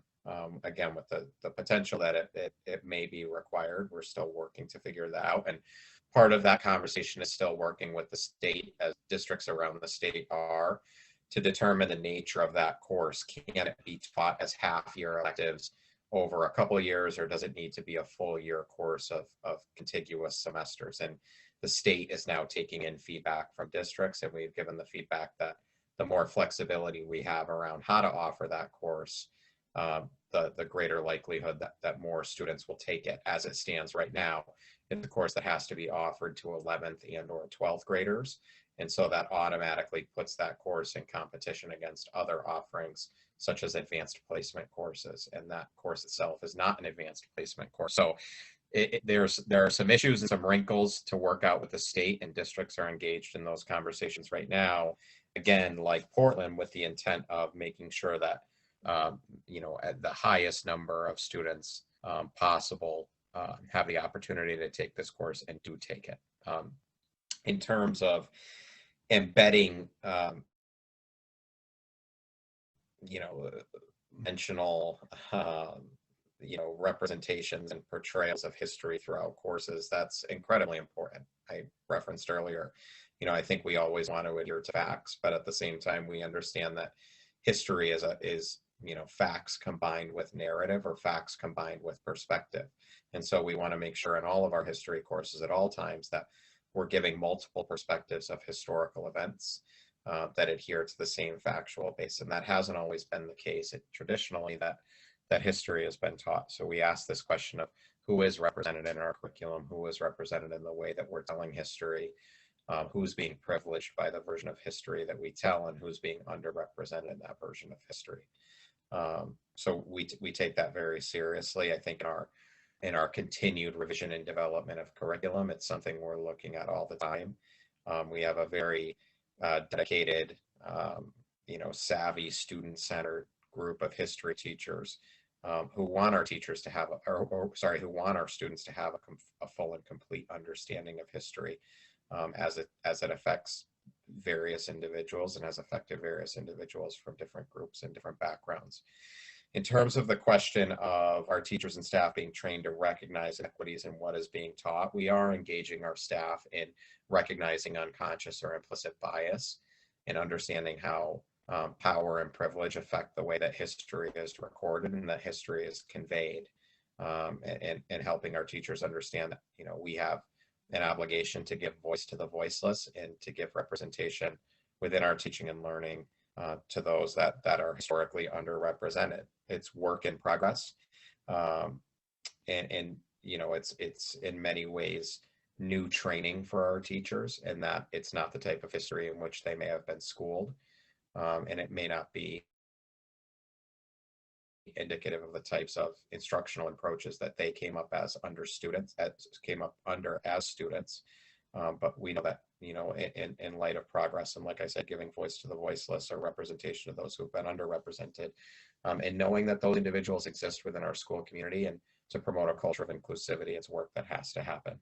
So it's underway. It's something we're constantly considering as we revise history curriculum and ELA curriculum, and really, quite frankly, the curriculum across content areas. Great, thank you. All right, next we have Barry. This question is for youth services. Can you talk about the review board for the youth that are being diverted from the juvenile justice system? How does this process work? Which agencies and staff are involved? How many youth do you serve per year in this capacity? The Juvenile Diversion Board has been in existence for well over 30 years, and it works hand in hand with our police department. Youth that have done we'll call it various activities in the town of Portland have an opportunity by way of the police department, their decisions as officers, which they, I think, really look at the kids when they're with what they're doing to give them an opportunity.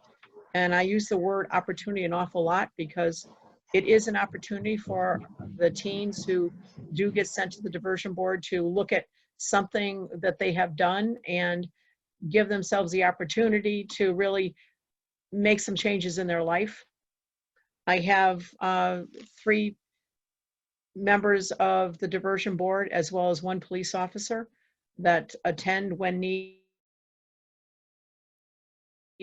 and their background basically in social work in various degrees. One is a past school social worker, one is a past mental health, alcohol prevention social worker, one is juvenile justice social worker. So we have a wide variety of people with a lot of knowledge to talk to the kids when they come and talk to the families. It really revolves around the kids themselves, and it can be a wide range of reasons that they do get sent to us. I think I'm going to ask if I can, Sergeant Cunningham to pop in for a minute. Okay, yeah, I'm here. And I know that Sergeant Cunningham, as well as our other officers, are always looking out for the teens in our town.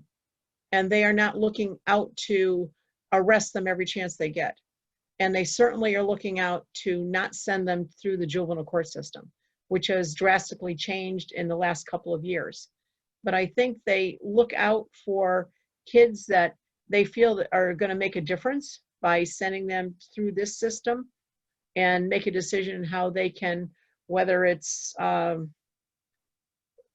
Sergeant Cunningham, how about if you give some ideas of what are the reasons for sending? What have you been arresting for that? Sometimes it can be based on the number of interactions with the police department. It can be based on conversations we have with the family and what they think is best for their child. Conversations with the school or the school counselors to see what's been going on and whether or not this will be beneficial, or if it's something more along the lines that the family can handle themselves. You got to remember that juvenile diversion boards, every year it gets tasked more and more because, I mean, the age first off went from 16, and then the court system themselves, they do not want to see anything go over to them anymore regarding a juvenile unless it's a very serious offense. And even then, at times they'll kick it back to Mary and the group over there. Mm-hmm. But yeah, we really try to work with the families. I think it's very important to keep them involved with the process itself because they know better than anybody else what direction their child may need to go. And we're really just a crutch for them to help them along. I think that the police over the course of years have really done a great job as far as the youth in our town that they have looked out for our youth, and have given them the opportunities, because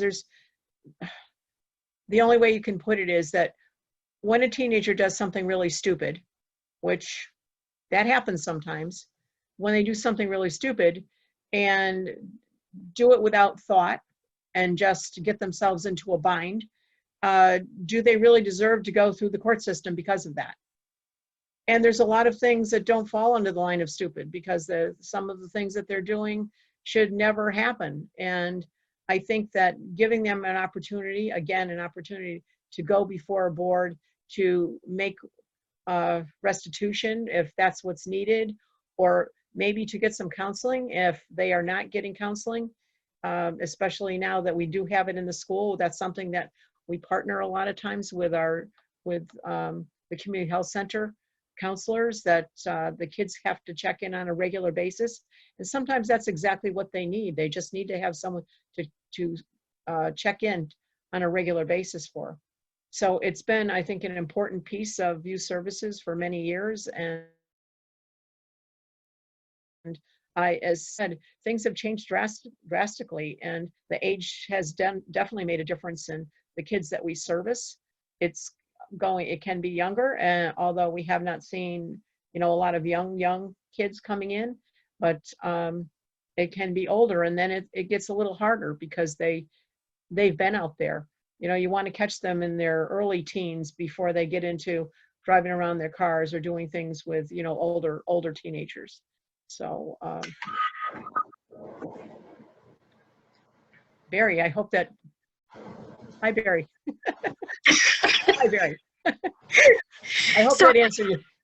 Yeah, I just want to clarify one thing for people that are watching. So you don't actually have to have, I broke the law interaction with the police department in order to access this. So families that are concerned about the road their child is headed down can reach out to the police department or to yourself to be able to access these resources. We have not had a family that has done that has reached out to us to have their child go through this process. But I had mentioned early on in the start of our conversations that the Department of Education, State Board of Education, has made changes in how kids are served in the school system, depending on what.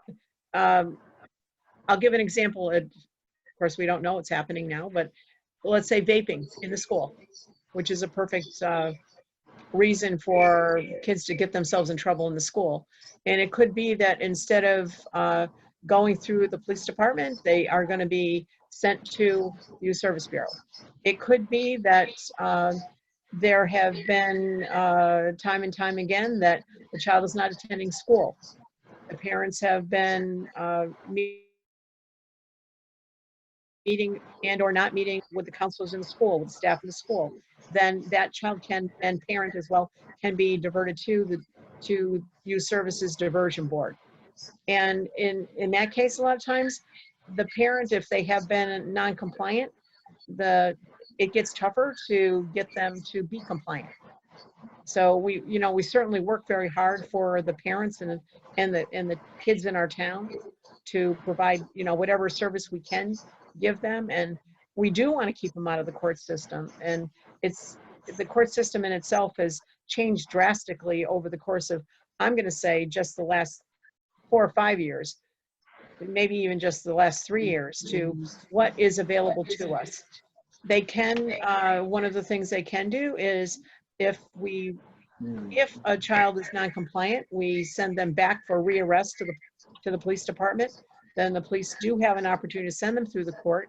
And what could possibly happen is that they will have somebody that's going to be visiting with them on a regular basis, that they have to respond to on a regular basis, that keeps an eye on them. So, there's a lot of alternatives to that. So a lot of pieces to that.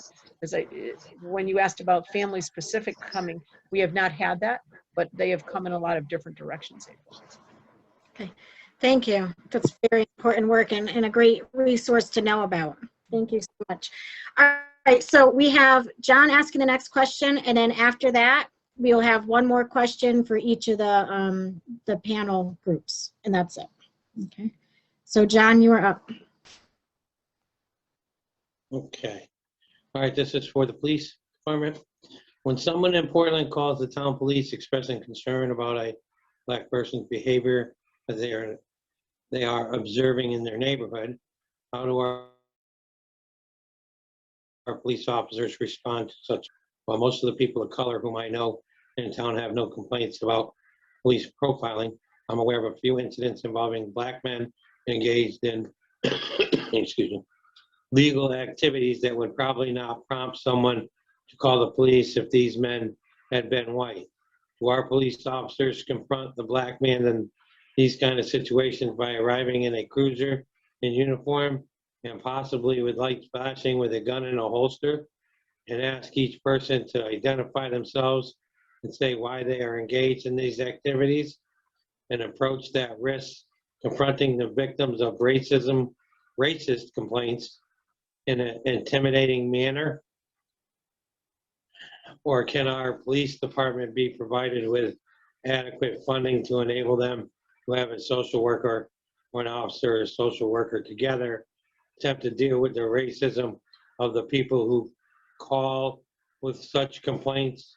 This approach that has drastically or dramatically reduced such calls in a city in southern Connecticut is being planned for another southern Connecticut city in their efforts to deal with situations involving individuals with disabilities, especially mental health issues. Okay, so I mean, the first part is it's pretty broad.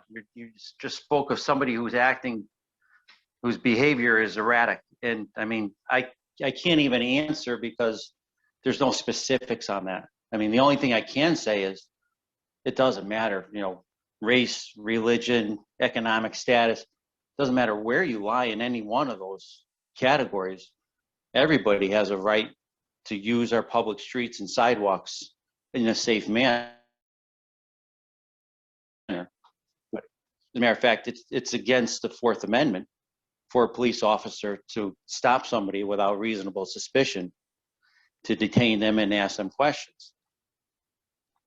So if somebody should call, I mean, you have to articulate very well to even raise the level of suspicion up to that reasonable suspicion level before you can even approach someone. So outside, I mean, again, there's so many factors that would go into it, and color is just not one of them. It's nothing that's on the bar. So as far as April, correct me if I'm wrong with this, but what I believe this person was saying is somebody had told them that, you know, they were a person of color, they were somewhere, and then a neighbor had called, or somebody in that neighborhood had called the police on them, and whatever their reason was is they believe because they were black. And so what this person is asking is, you know, can you talk to the person who called the police about being racist? Oh, okay. For calling the police, you know? Is that correct, right? Is that what this was referring to, April? So the question was, is correcting the person who made the complaint? I believe I saw something similar to this before that was, you know, given to the group. Sorry, I didn't realize I was on mute, John. I'm sorry. I'll help you out. So I just put the original email that was sent to the task force for, Okay. It was a comment that was raised at one of our meetings. Yep. And Yep. the first report was a black man who was walking with his dogs on a street where I've regularly seen joggers, walkers, dog walkers, and people pushing strollers. And they called because they thought it was suspicious that there was a black man in their neighborhood.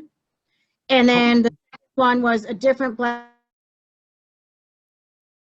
man and in Portland resident who was in a school playground with his children at the time when school was closed, and somebody called the police on them for being in the school yard. And then the third incident was a black man who was parked in front of a house, knocked on the homeowner's front door, then the back door, not receiving a response, returned and sat in his car where he waited. It turned out he was an insurance salesman that had reported for an appointment, and the person wasn't home to keep their appointment. And then one of the neighbors had called the police. So the interpretation was that, you know, the police would not have been called if maybe those citizens had been white. Okay.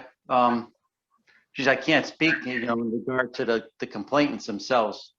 I always expect our officers, everyone within our department to, you know, to act accordingly and to not use anything such as race or religion as a means to solely interact with somebody for the purposes of trying to determine whether or not a criminal act has been committed.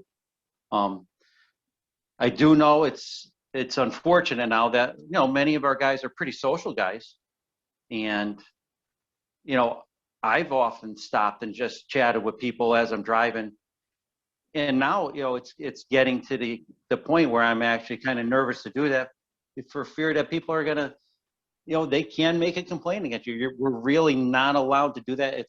It's detaining somebody, and I do it more for just to let people know we're out there to try to make a connection with the community. As far as the social workers go, that portion of it, you know, I don't know where you're going to get the money to keep anybody on hand to do that. That's what it's going to come down to. It always comes down to money. I've never seen a social worker go to any calls in our town without the assistance of a police officer. So, I mean, even that, you're looking at double the staff now. Our training has increased regarding mental health behaviors. So we're doing a pretty good job as police officers in the state. You know, we recognize that this has been a problem, that a lot of state facilities have closed, and that we're integrating a lot more people into our towns and cities that normally might have been housed somewhere else in a public type of housing where they were secured. And so we've had to adjust ourselves, you know, as police officers, and learn to react with people in a different manner. And, you know, we're trying. We get trained, you know, like I said, all the time in this. I'm hoping, again, if there was ever an incident in which somebody felt uncomfortable, that they can just call anonymously to the police department. You know, you can punch something out online. We have complaint forms online, or you can pick them up at the office. You don't have to put a name attached to anything. And we always investigate everything that comes into our office. It's very difficult for our department in the short term to try to change somebody's bad thoughts.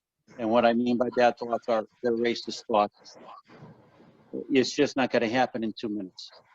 All right. I would like to say something if I can. Yeah, sure, Barry.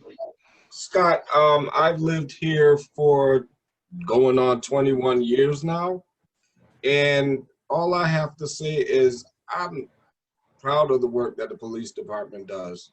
You know, whenever I encounter any one of you, and I'm not doing anything bad, I can see you in the grocery store, you wherever, and I'm always getting my name called. Hi, Barry, how you doing? Whether it's you or Officer Millardo.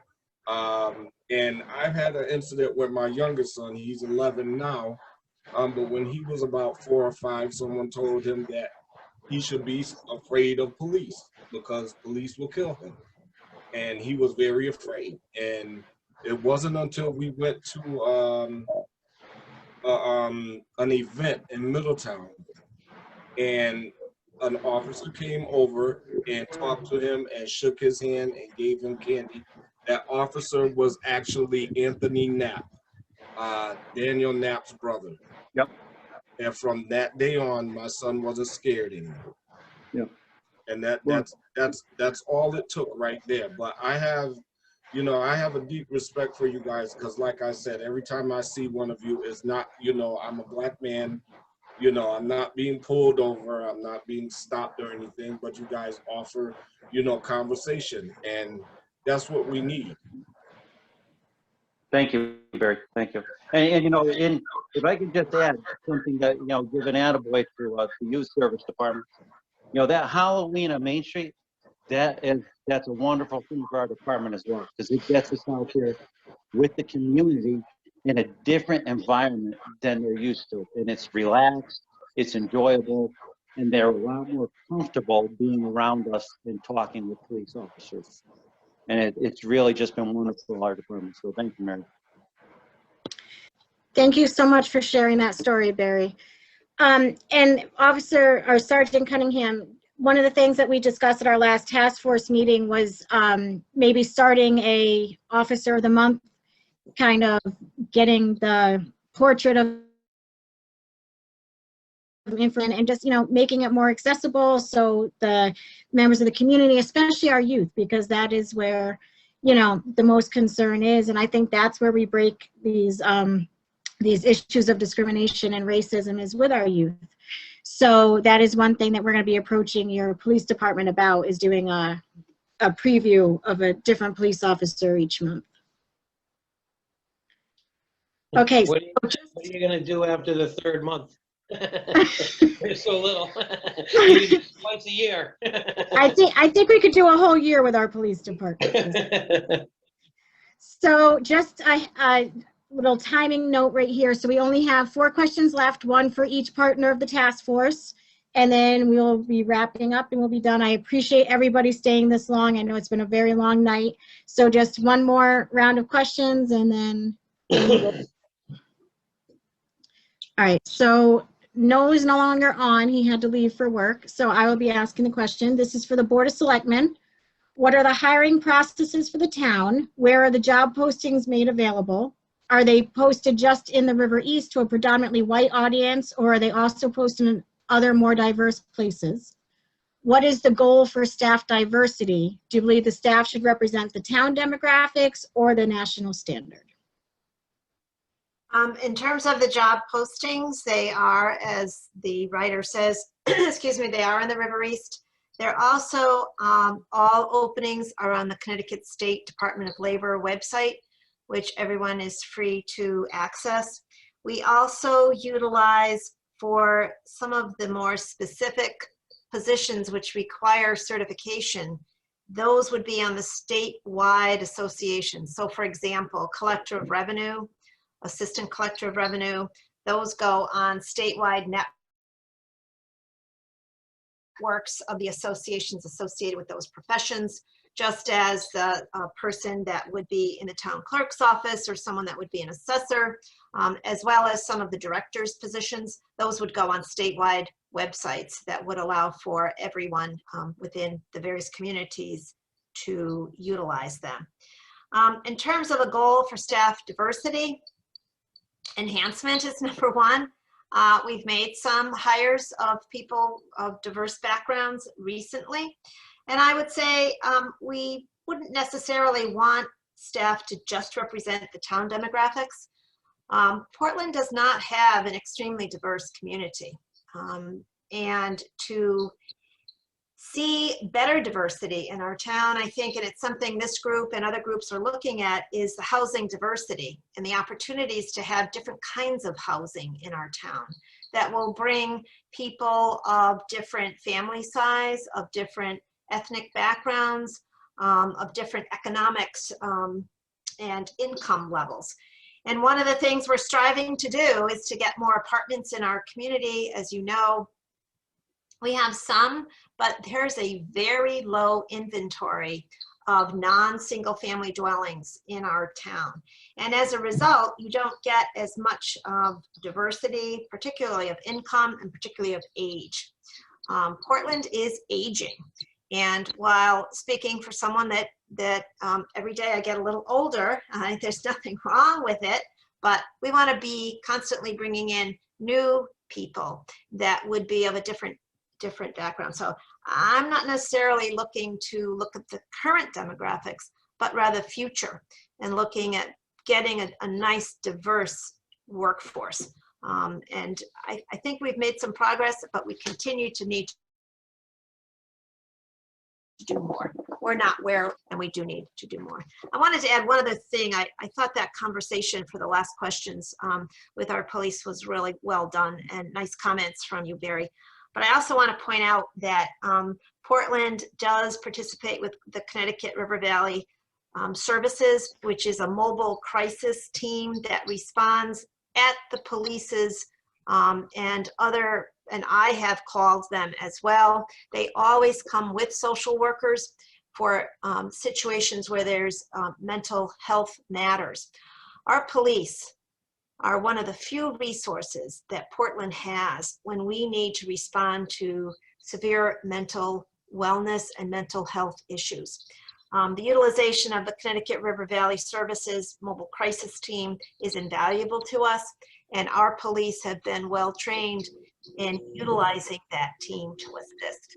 So while we don't hire and have on staff in the general government social workers, we do have the availability of a regional team, and I'd love to see that strengthened as time goes on. Thank you. Thank you. All right, so for the Board of Education, I am thrilled about the creation of this district-wide Equity and Inclusion Coalition. Will there be an opportunity for community members to be involved if they are not chosen for the 25-person coalition? Will there be separate school-based equity committees that students, parents, etc. can join?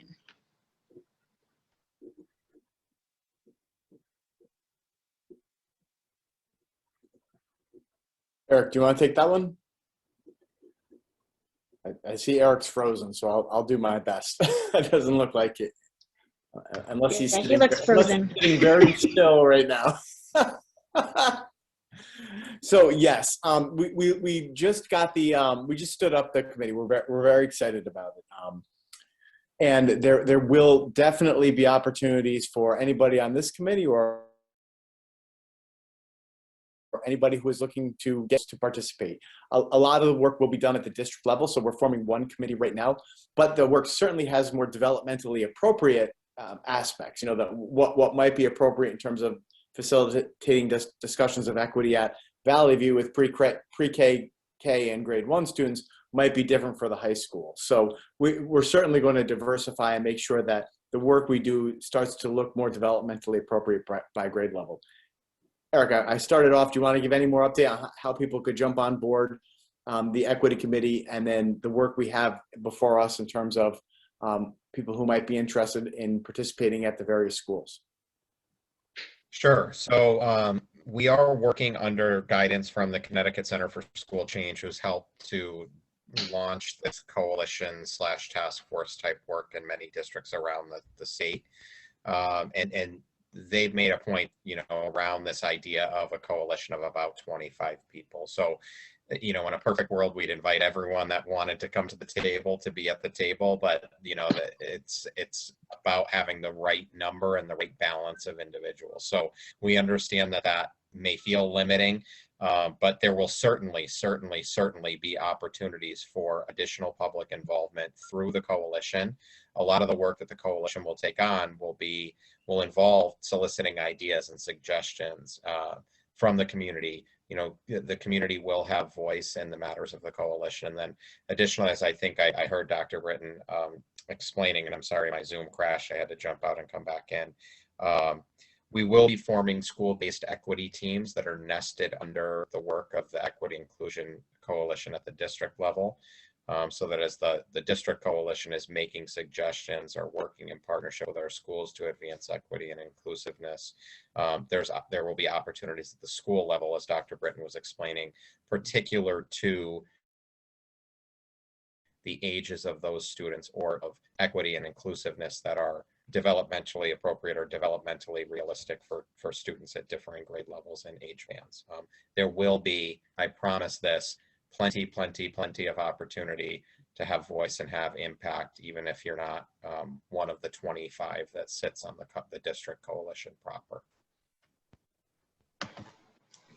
Thank you. And we are also excited on our task force to hear about your coalition being formed, and we really look forward to working with you and hearing about all the great things that are coming from it. All right, so we have youth services next. So Mary, are the counseling services that Chris Napolitano provides completely free for families? There's quite a few ways to get services for our counseling, Chris Napolitano. And he does basically charge for services in a lot of different ways. He can bill regular insurances. He can bill state insurances. We operate on a sliding scale. And we also never turn anyone away. So if there is the chance that people really need counseling service and do not have funds to pay for that, we are not going to turn them away. But we do have other means that he does collect funding for services. But we do have monies that are earmarked specifically for providing service if a family does not have the ability to pay or individuals do not have the ability to pay. Great, thank you. Last question, we have PJ. All right, Sergeant Cunningham, why are there currently no female officers or employees at the Portland Police Department? What are your current procedures if a female officer is requested or needed? What are the statistics of minority, including women applicants for these positions? Okay, as far as employees, female employees, we do have one, our record secretary, which is included in our package. She's obviously a female. Outside of that, we, as a general rule, it's much like the Board of Ed in the past, we've simply made postings on the internet and various police app type websites indicating that we were looking to hire. We've had a number of women and minorities, probably amounting to about 20% of our candidates take our tests. Our last test, our lead person who scored the highest on the written test, he was a minority. However, he never showed up to the oral boards, which was the next phase. Some of the females we've had in the past have also bowed out after the second phase. Some of it's due to they're being hired somewhere else prior to us hiring. Other times it can do with the benefit packages the towns provide. It's strange because, back in the day when I was hired many years ago, I'd never even considered a benefit package. I went into it for different reasons. This younger group, that's something they look at now. They know every dime that goes into a budget for a police department. And it's unfortunate, but we are going to have to make some changes as far as how we reach certain communities so that we can create a more diverse pool of candidates. And we do understand that. It's something that the state in general has just started to do. Does that answer the question? Yes, the only part I'd follow up on is one of the questions that the person that asked this question was about what are the current procedures if somebody requests a female officer? Okay, I apologize. Can you request that, like if you're going to do a pat down to have it be a female? Yep, we simply just contact one of the local agencies. We start with Middletown, roll to Cromwell, we'll go to Meriden. Wherever the closest female officer is, they come our way. We're not unique in requiring females for pat downs or for searches. It's pretty common over the air for a town to request somebody from Middletown, because that's the only frequency I've monitored. But it's not uncommon for some other for female. Okay. And I'm really glad that you highlighted and I saw Dr. Britton shaking his head also about the benefits package and the various reasons about why maybe people are not applying and why people are not being hired. And that's been one of the focuses of the task force. And one of the things I'm most proud about with the members of this task force is that we're not just simply looking and saying, oh, there's not equal representation in the staff and this and that, but we're really trying to dig deeper and find out what the reasons are for that.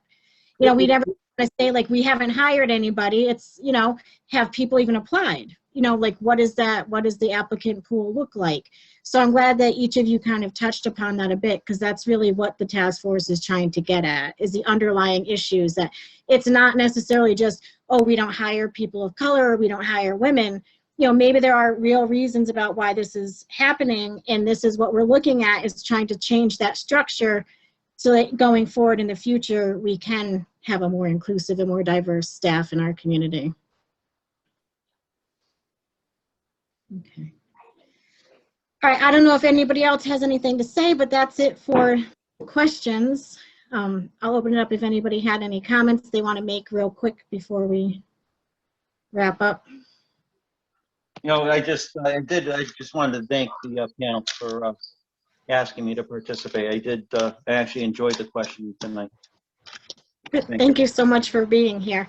And thank you to, or sorry, I think April, Dr. I would just say thank you for inviting me and Eric. This is a great conversation. Tough questions, I'm not going to lie. They would definitely I'm glad we got them ahead of time. We could spend some time wrestling with them a little bit, but you certainly invite us to future ones of these. I enjoyed the conversation. Thank you. April, and all of the questioners. I think this was very respectful, and as Charles said, very interesting and very challenging. And I think I look forward to more. Thank you. Yeah, I would just say also, it's been a great opportunity to participate in this and to hear what folks have to say. I've learned a lot today from this as well. Yeah, I would say thank you for all the hard work to put this together, because the questions were tough, but you can tell there was a lot of thought put into it, and it was very well done. Thank you for having us. Thank you. And I did receive another message from Selectman Hernandez, who just said, thank you to everybody. Thank you for inviting us. And he continues to look forward to working with the task force. And he's apologizing again for not being able to have the connection on his flight. All right. So with that. How much public viewing of this was there? We had what, 40 people on, I think. And there at our peak was about 40, and about 28 stayed on for most of it. Okay, to start, right? Yeah, and we recorded it so we absolutely. can have viewings. Right. I know the Portland Social Justice Coalition plans on having a viewing of this with their group and inviting people from the community. So with that, I would just like to say again, thank you to everybody. I know it was long and there were challenging questions, but each of you stepped up and really answered them honestly, truthfully, and it was really great. And the task force has learned a lot and a lot to discuss at our next meeting. It should be a very interesting meeting on March 9th. And we really look forward to doing more work with each of you and appreciate every. Okay. All right. With that, good night, everybody. Good night, everybody. Good night. Thank you all. Thank you.